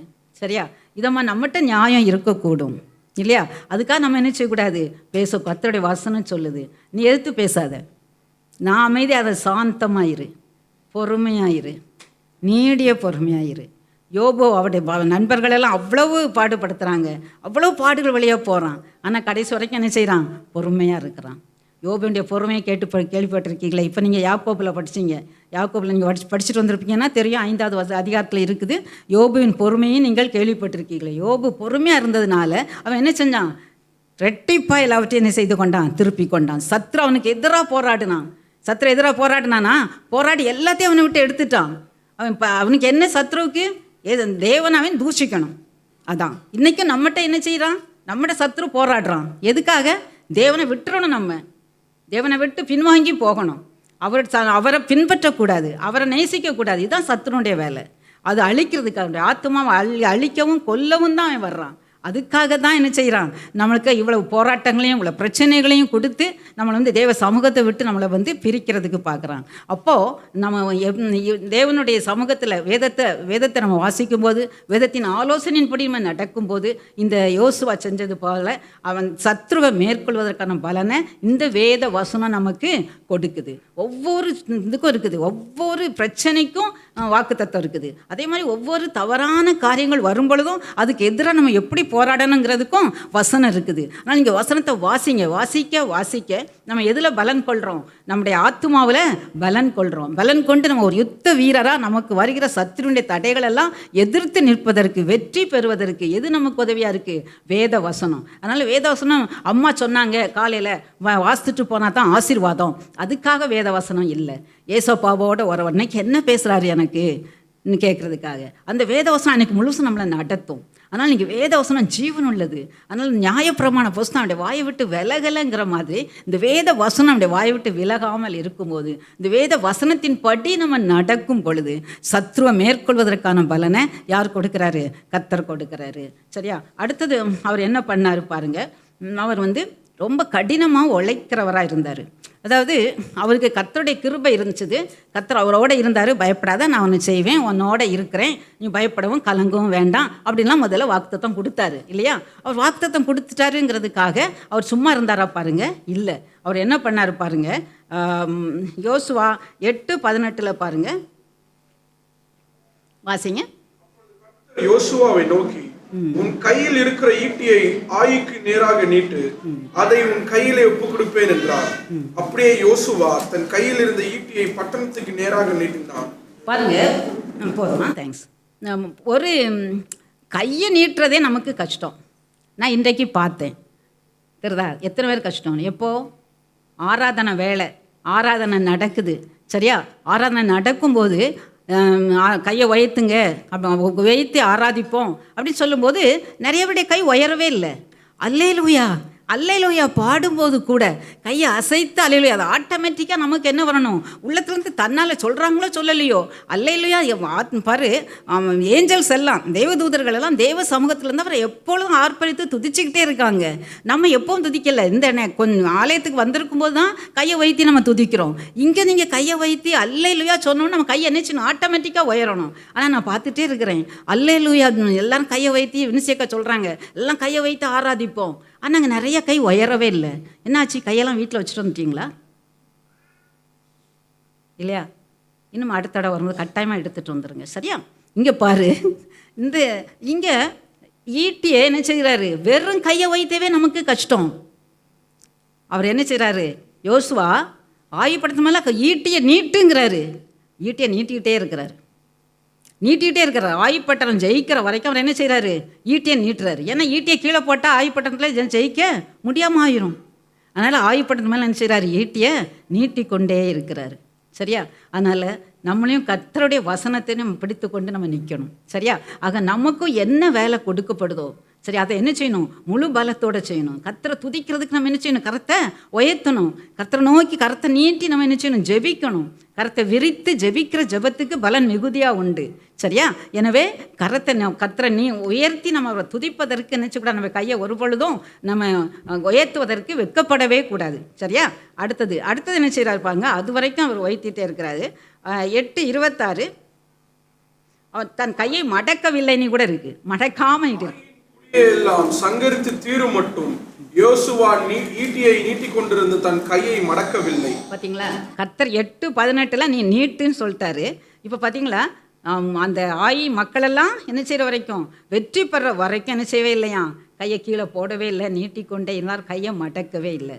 அப்போ நம்ம துதிக்கிற வரைக்கும் சரியா, நம்ம ஏசப்பாவை துதிக்கும் பொழுது நம்ம கையை உயர்த்துறத நம்ம என்ன செய்யக்கூடாது, விடக்கூடாது. நம்முடைய பிரச்சனைகள் வரும் பொழுது கையை உயர்த்தி ஜெபிக்கும் பொழுது, கையை உயர்த்தி நம்ம துதிக்கும் பொழுது அந்த பிரச்சனை நீங்கும். நம்ம அதிக நேரம் நம்ம கர்த்தருடைய சமூகத்தில் கரத்தை உயர்த்தி நம்ம அவருக்கு ஆராதனை செய்யும்போது கர்த்தர் என்ன செய்கிறாரு, நம்முடைய பகைஞ்சரை வெல்லுவதற்கான பலனை தர்றாரு. அவர் கையை நீட்டி கொண்டு இருந்ததுனால ஆயி பட்டணத்தில் உள்ளவங்க தோற்கடிக்கப்பட்டாங்க. ஸோ நம்ம துதியில் நம்ம கர்த்தர் ஜெபத்தில் நம்ம கரத்தை உயர்த்தி அவருடைய சமூகத்துக்கு நேரம் நம்முடைய கரத்தை உயர்த்தும் போது நமக்கு எதிராக வருகிற எதிரிகள் என்ன செய்யப்படுறாங்க, தோற்கடிக்கப்படுறாங்க. சரியா, அடுத்தபடியாக பாருங்கள், இன்னொன்று என்ன செஞ்சாருன்னா யோசுவா 10:9 பாருங்க, 10:8 அதுக்கு முன்னால வாசிக்கீங்களா, அவர்களுக்கு பயப்படாயாக, உன் கைகளில் அவர்களை ஒப்பு கொடுத்தேன், அவர்களில் ஒருவரும் உனக்கு முன்பாக நிற்பதில்லை என்றார். பாருங்க, இப்போ கர்த்தர் ப்ராமிஸ் கொடுத்துட்டாரு. நான் அந்த எல்லாம் அந்த ராஜாக்கள் அந்த எதிரிகளை எல்லாம் உன் கையில் ஒப்பு கொடுப்பேன், ஒருத்தையும் கூட உனக்கு எதிரியா நிற்க மாட்டான் அப்படின்னு சொல்லிட்டாரு. அப்போ நம்ம என்ன நினைப்போம், ஆஹா கர்த்தர் என்ன செய்கிறாரு, சொல்லிட்டாரு, அவர் செஞ்சிருவாரு அப்படின்ட்டு என்ன செய்யலை, யோசுவா அமைதியாக இருக்கலை. அடுத்த வசனத்தை பாருங்க, கில்காலில் இருந்து ரா முழுவதும் நடந்து திடீரென்று அவர்கள் மேல் வந்து விட்டான். பார்த்தீங்களா, கில்கால் ரா முழுவதும் நடந்து எங்கே வந்து சேர்றாரு, அவங்க பாளையம் இறங்கி இருக்கிற இடத்துக்கு சேர்றாரு. சரியா, இப்போ கர்த்தர் நமக்கு வாக்குத்தத்தம் கொடுத்துட்டாரு. என்ன கொடுத்துட்டாரு, நான் ஞானமும் இது ஒருவன் ஞானத்தில் குறைவுகளாக இருந்தால் சம்பூர்ணமாக கொடுக்குறோம், ஒருவரையும் கடிந்து கொள்ளாத தேவனிடத்தில் கேட்க கடவுன் அவர் என்ன செய்வார், சம்பூர்ணமாக கொடுப்பார். அவர் வாக்கு கொடுத்துட்டாரு. அதனால் என்ன செய்யலாம், நான் படிக்காமல் கர்த்தர் ஞானம் தருவார் அப்படின்ட்டு நான் படிக்காமல் என்ன செஞ்சு போய் எக்ஸாம் எழுதுனேன்னா வெற்றி கிடைக்குமா? அவர் தான் சொன்னார் ஞானம் தருவேன், வெற்றி தருவேன்னு, இல்லையா? அதனால் அவர் சொன்னார், நான் வந்தேன். வெற்றி கிடைக்குமா? கிடைக்காது. நம்ம பகுதியை என்ன செய்யணும்.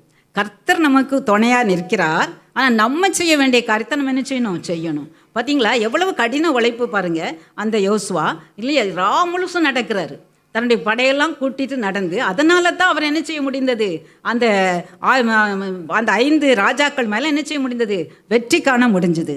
இவர் ஸ்டெப் எடுத்ததுனால தான் கர்த்தர் பார்த்தாரு, எப்பா என் மகன் யோசுவா ராமுழுசும் நடந்து வந்துட்டானே, ஸோ இவனுக்காக நான் கல்மலையை அனுப்புவேனே கல்லை வானத்தில் போட்டார். இவர் கேட்ட உடனே சூரியனையும் சந்திரனையும் தரித்து நிற்கும்படியாக வைத்தார். ஸோ நம்முடைய பாட்டை நம்ம உழைப்பை நம்ம கொடுக்கும்போது, நமக்கு அவருக்கு கீழ்ப்படுத்தி நம்முடைய வேலையை நம்ம செய்யும்போது கர்த்தர் அந்த வேலையை என்ன செய்வார், ஆசீர்வதிப்பார். கர்த்தர் அதில் நமக்கு துணையாக இருப்பார். சரியா, அடுத்தபடி நீங்கள் பார்த்தீங்கன்னா இப்படி அவர் கடின உழைப்பாளியாக இருக்கிறத பார்க்குறோம். வேதத்தில் கூட நம்ம சொல்லப்பட்டிருக்கு பாருங்க, பிரசங்கி 9:10. பார்த்தீங்களா, இப்போ என்ன சொல்லப்பட்டிருக்கு பார்த்தீங்களா, உன் கைக்கு என்ன செய்யணும்னு நியமிக்கப்பட்டிருக்குதோ அதை உன் முழு பலத்தோட செய். எந்த வேலையாக இருக்கலாம், நீ படிக்கிற வேலையாக இருக்கலாம், இல்லை ஒரு ப்ராஜெக்டாக இருக்கலாம், வேலை பார்க்கலாம், இல்லை சமைக்கிற வேலையாக இருக்கலாம், பெருக்கிற வேலையாக இருக்கலாம், பாத்திரம் விளக்குற வேலையாக இருக்கலாம். அதை உன் முழு பலத்தோட செய், உண்மையாக செய். ஒருத்தர் பார்த்துட்ருக்கிற மேலேருந்து எந்த வேலையாக இருந்தாலும் சரி பலத்தோட செய். உனக்கு எவ்வளோ பலன் இருக்கோ அந்த பலத்தோட செய். நீ செய்யும்போது அதுக்கு என்ன உண்டு, ஆசீர்வாதம் உண்டு.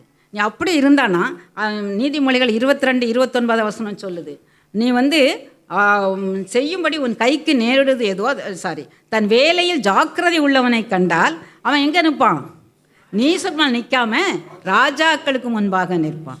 தன்னுடைய வேலையில் ஜாக்கிரதையாக இருக்கணும். யோசேப்பு தன்னுடைய வேலையில் ஜாக்கிரதையாக இருந்தான். போத்திபார் அரண்மனையில் ரொம்ப ஜாக்கிரதையாக இருந்தானா?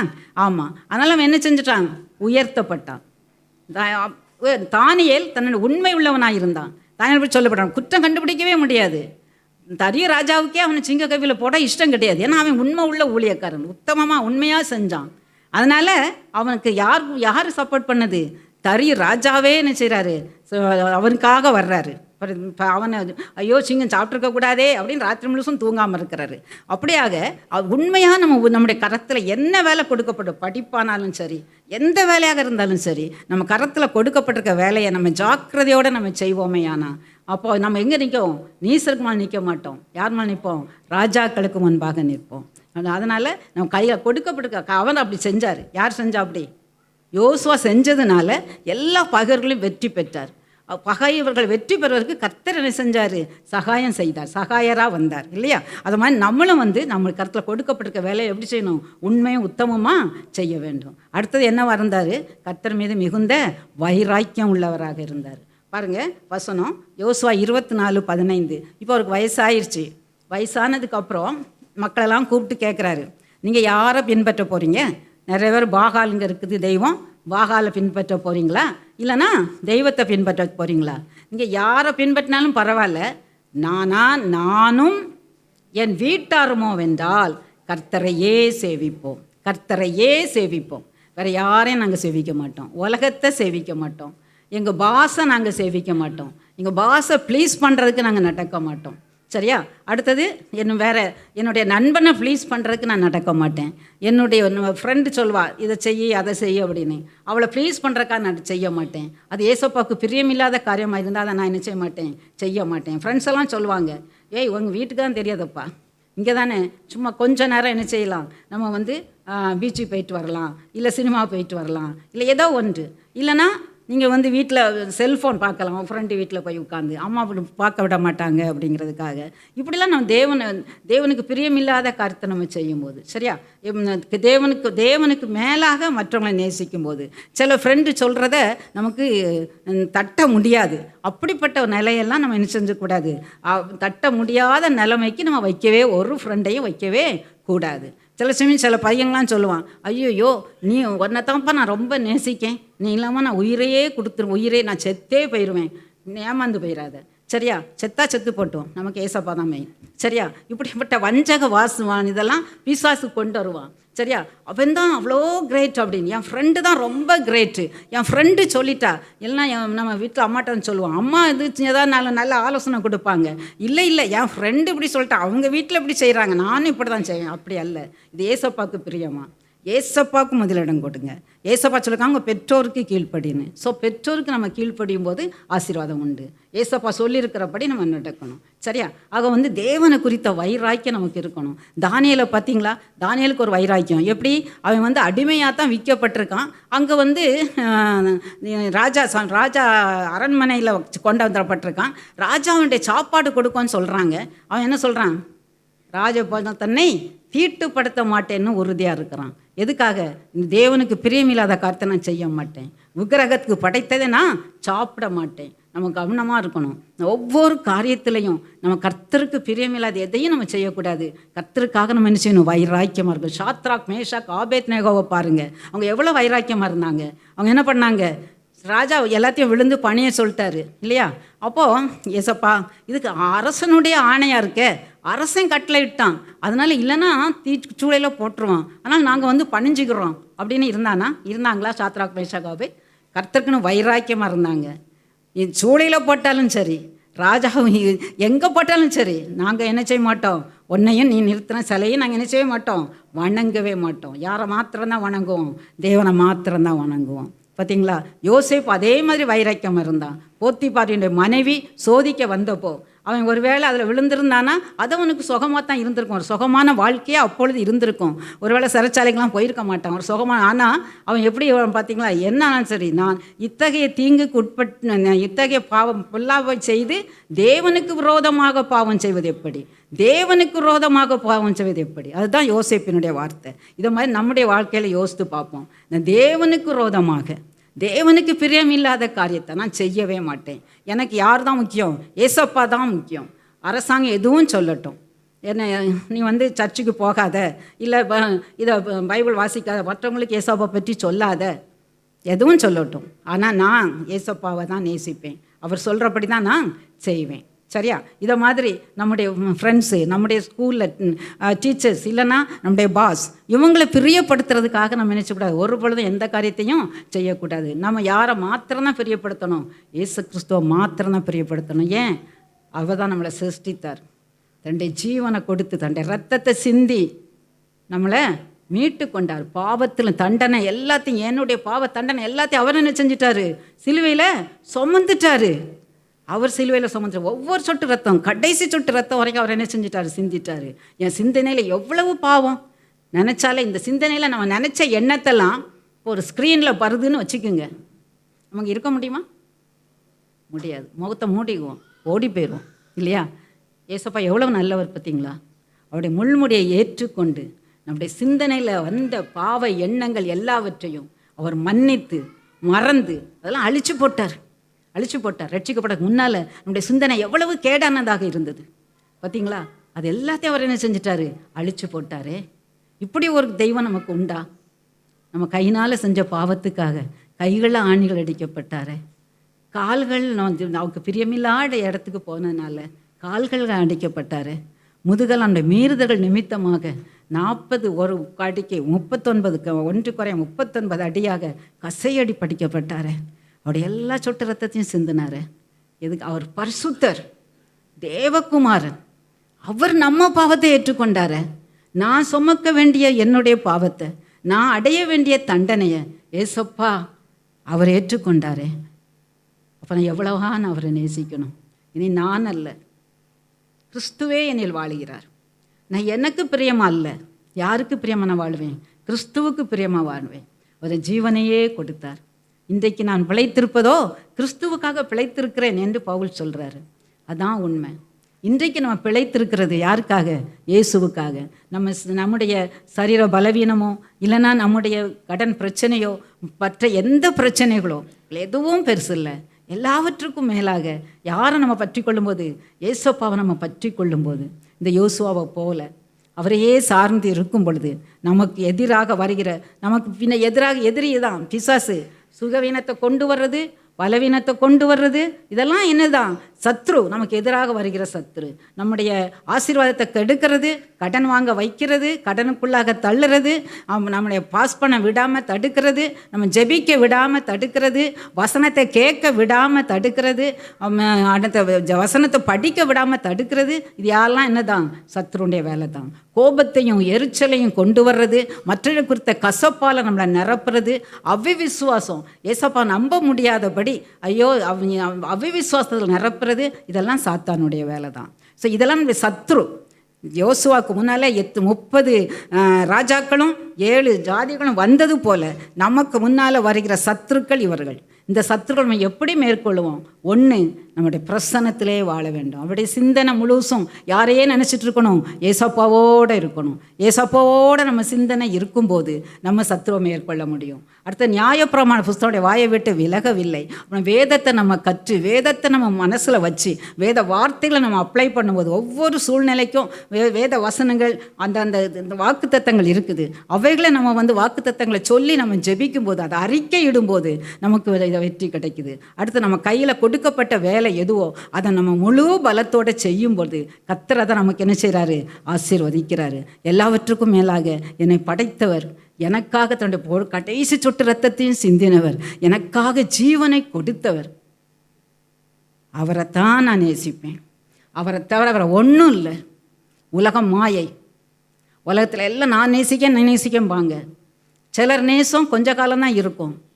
என்னென்னா மனுஷன் எல்லாரும் நிலையாக உலகத்தில் இருக்க முடியாது. ஸோ நம்மளை விட்டு கடந்து போகிறவங்க உண்டு, மறந்து போகிறவங்க உண்டு. அதனால் எந்த நேசமும் எந்த அன்பும் நிலையானதே அல்ல. இயேசு கிறிஸ்து மாத்திரமே நிலையானவர். இயேசு அன்பு மாத்திரமே, இந்த கல்வாரி அன்பு மாத்திரமே நிலையானது. நமக்காக இன்றைக்கு நீ கூப்பிட்ட உடனே வரக்கூடியவர் ஏசப்பா மட்டும்தான். எந்த பிரச்சனையிலும், எந்த சத்ரு உனக்கு முன்னால் வந்தாலும் இயேசுவே நீ கூப்பிட்டா அவர் நமக்கு சகாயராக வருகிறார். நமக்கு சகாயம் செய்கிற கேடகம். எழும்போமா, ஜெபிப்போமா. எங்கள் அன்பின் ஏசப்பா தகப்பனே, இந்த நேரத்தில் நீங்கள் யோசுவா மூலமாக நீங்கள் எங்கள் கற்றுக் கொடுத்த இந்த சத்தியத்துக்காக நன்றி செலுத்துகிறோம். யோசுவா ஆண்டவரே, கானான் தேசத்தை சுதந்தரிப்பதற்கு 30 ராஜாக்களை 7 ஜாதிகள் அவருக்கு எதிராக வந்தாங்க ஆண்டவரே. அந்த எதிரிகளுக்கு எதிரிட்டு வந்த எதிரிகளுக்கு அப்பா நீர் எதிரிட்டு அவருக்கு சகாயம் பண்ணினீர் ஆண்டவரே. அப்பா நீங்கள் ஆலோசனை கொடுத்தீங்க, ஆலோசனை கொடுத்து சகாயம் பண்ணினீங்கப்பா. ஆண்டவரே நீங்கள் இயற்கையின் அனுப்பி இயற்கையில் உள்ள ஒவ்வொரு காரியங்களையும் கொண்டு நீங்கள் அவருக்கு சகாயம் பண்ணீங்கப்பா.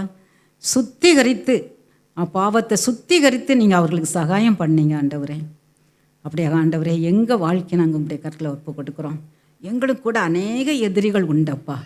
எங்களுடைய சரீர பாடுகள் அப்பா, எங்களுடைய குடும்ப சூழ்நிலைகள், எங்களுடைய பிஸ்னஸில் உள்ள பிரச்சனைகள், எங்களுடைய வேலையில் உள்ள பிரச்சனைகள், எங்கள் படிப்பில் உள்ள பிரச்சனைகள், எங்களுடைய ஃப்ரெண்ட்ஸால் இருக்கிற நெருக்கங்கள், தகப்பனே இன்னும் அநேக பாவ சோதனைகள், சத்ரு ஆண்டவரே மட்டும் நாங்கள் நெருங்க விடாதபடி அநேக பாவ சோதனைகளை கொண்டு வர்றான், எண்ணத்தில் கொண்டு வர்றான், நண்பர்கள் மூலமாக கொண்டு வர்றான், தகப்பனை குடும்ப சூழ்நிலையில் கொண்டு வர்றான். பலவிதமான எதிரிகள் எங்கள் முன்னால் இருக்காங்கப்பா. ஆனால் அந்த யோசுவா ஆண்டவரே அந்த எதிரிகள் எல்லாவற்றையும் ஜெயிக்கும்படியா நீங்கள் சகாயம் பண்ணீங்கப்பா.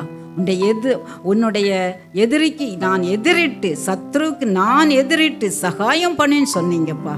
அப்படியே இந்த வாக்குத்தத்தத்தை இந்த மாதம் எங்களுக்கு நீங்கள் கொடுத்துருக்கீங்கப்பா. ஆம் ராஜா, எங்களுக்கு எதிராக இருக்கிற இத்தனை எதிரிகளையும் ஆண்டவரே நாங்கள் அந்த எதிரிகளை சத்துருக்களை நாங்கள் எதிரிடுவதற்கு முன்னதாக நீர் எதிரிட்டு நீர் எங்களுக்கு சகாயம் பண்ணுகிற தேவனாக இருப்பதற்காக அப்பா உமக்கு கோடானு கொடி ஸ்தோத்திரம் ஸ்தோத்திரம் ஸ்தோத்திரப்பா. ஆனால் கர்த்தாவே இந்த நேரத்தில் நாங்கள் எங்களை ஆராய்ந்து பார்க்குறோம்ப்பா. தகப்பனே நாங்கள் உங்களுடைய பிரசன்னத்தில் யோசுவா எப்பொழுதும் ஆண்டவருடைய சமூகத்தை விட்டு விலகாது இருந்தாரப்பா.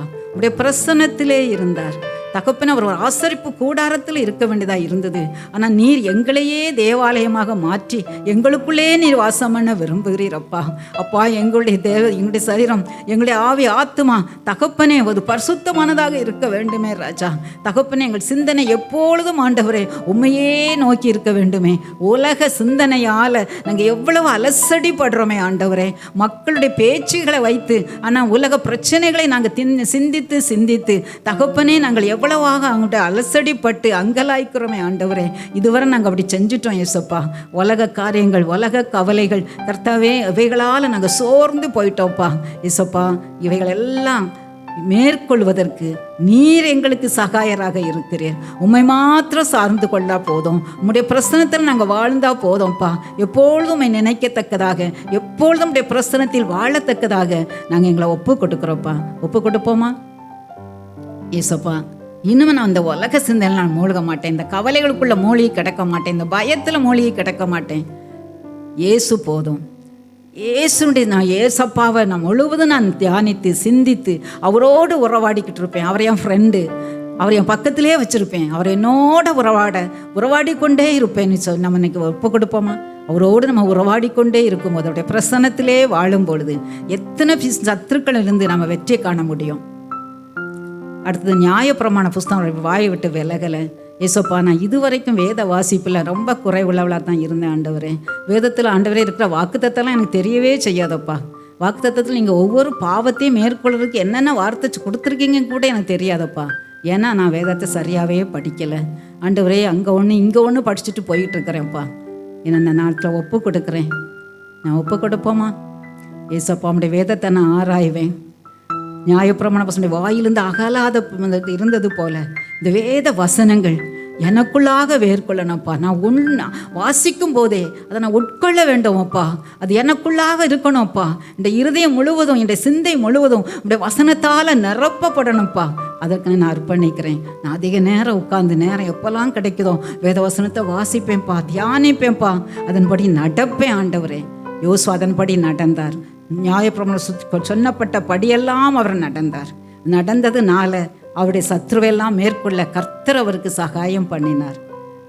அப்படியே கர்த்தர் நமக்கு சகாயம் பண்ணும்படியா நம் நியாயப்பிரமாண புஸ்தகமாக வேத புஸ்தகத்தை நம்முடைய உள்ளத்தில் வாயில் மட்டுமல்ல நம்முடைய உள்ளத்தில் நம்ம பதித்து கொள்வோமா? நம்ம ஒப்பு கொடுப்போமா? வேதவசனை வாசிப்பதற்கு நம்ம நேரத்தை அதிகமாக செலவிடுவோம். அடுத்து என்னுடைய கைக்கு நேரிடுது எதுவோ அதான் முழு பலத்தோடு செய்ய வேண்டும் என்று வேதம் சொல்லுகிறது. இதுவரைக்கும் நான் அசதியாக இருந்த நாட்கள் உண்டப்பா. அன்றைக்கு மற்றவங்களுக்கு கண்ணுக்கு பார்த்து வேலை செஞ்ச நாட்கள் உண்டப்பா. இதோ ஹெட் மாஸ்டர் வர்றாரு, அதனால் நான் இதை நின்று நான் டீச் பண்ணுவேன், மற்ற நேரம் உட்காந்துக்குவேன். இல்லை இந்த பாஸ் வர்றாரு, அதனால் இந்த நேரம் நான் பேச மாட்டேன், இப்போ நான் ஒழுங்காக செய்வேன். இல்லைன்னா எங்கள் மிஸ்ஸு வர்றாங்க, எங்கள் மிஸ்ஸு பார்க்காங்க, அதுக்காக நான் இதை செய்கிறேன். இல்லை பிரியமானவர்களே, 2 கண்கள் எப்பொழுதும் நம்மை பார்த்து கொண்டிருக்கிறது. அது அவருக்கு முன்னதாக நம்ம உண்மை உள்ளவர்களாக, உத்தமம் உள்ளவர்களாக இருக்கணும். என் கையில் என்ன வேலை கொடுக்கப்பட்டிருக்கோ, சின்ன வேலையோ பெரிய வேலையோ எந்த வேலையாக இருந்தாலும் நான் முழு பலத்தோடு செய்வேன். ஒப்பு கொடுப்போமா? அடுத்த யோசுவா கர்த்தருக்காக வைராக்கியமாக இருந்தார். நானும் என் வீட்டாருமோ என்றால் கர்த்தரையே சேவிப்போம். கர்த்தரை தவிர வழியே இல்லை. கர்த்தர் தான் சேவிப்பதற்கு உரியவர். அவர் தான் நமக்கு சகாயர், அவர் தான் பரிகாரி, அவர் தான் நம்ம ஆசீர்வதிக்கிறவர், குறைவுகளை நிறைவாக்குற ஒருவரை. மனிதன் அல்ல. இதுவரை நான் மனுஷனை நம்பி ஒருவேளை ஓடி போயிருக்கலாம், என்னுடைய பாசை நம்பி இருக்கலாம், இல்லை ஒரு பணக்காரன் நம்பி இருக்கலாம், ஒரு அரசியல்வாதியை நம்பி இருந்திருக்கலாம், டீச்சரை நம்பி இருக்கலாம், ஃப்ரெண்டை நம்பி இருக்கலாம். அப்படி அல்ல, யாருமே இல்லை. இயேசு கிறிஸ்துவே, அவரே என்னை சிருஷ்டித்தவர், அவரே எனக்காக தன்னுடைய ஜீவனை கொடுத்தவர், அவரே தன்னுடைய கடைசி சொட்டு ரத்தம் மட்டும் அவரை எனக்காக சிந்தினவர், என்னை நேசிக்கிறவர். எவ்வளவு பாவம் செஞ்சிருந்தாலும், எவ்வளவு நாள் நான் அவரை விட்டு தூரமாக போயிருந்தாலும், அவர் நோக்கி பார்க்கும்போது மகளே என்று 2 கையையும் விரித்து என்னை அணைத்து கொள்ளுகிறவர் ஒருவரே. அவரே எனக்கு. இயேசுவை தவிர எனக்கு வேற எதுவுமே உலகத்தில் வேண்டாப்பா. இந்த உலகம் வேண்டாம், இந்த உலகத்தில் உள்ள எந்த காரியமும் வேண்டாப்பா. எனக்கு இயேசு போதும், இயேசு போதும். இயேசுவையே நான் முழுவதும் சேவிப்பேன். ஒப்பு கொடுப்போமா? ஏசப்பா, நீங்கள் ஒவ்வொருடைய சிந்தையை நீங்கள் அறிந்திருக்கீங்கப்பா. இந்த நேரத்தில் யார் யார் எப்படி ஒப்பு கொடுத்தாங்க என்பதை நீங்கள் அறிவீங்கப்பா. ஒப்பு கொடுத்த ஒவ்வொருவரையும் நீர் ஆசீர்வதிப்பீராக. எடுத்த தீர்மானத்தில் நிலைத்திருக்க உதவி செய்வீராக. தகப்பனே, நாங்கள் எங்கள் வாழ்க்கை ஓட்டத்திலே வருகிற சத்துருக்களையெல்லாம் நாங்கள் ஜெயித்து அந்த பரம கானானை சுதந்தரிக்க நீர் எங்கள் ஒவ்வொருவருக்கும் கிருபை செய்வீராக, ஆசீர்வதிப்பீராக. இயேசுவின் மூலமே ஜெபிக்கிறோம் பிதாவே. ஆமேன், ஆமேன்.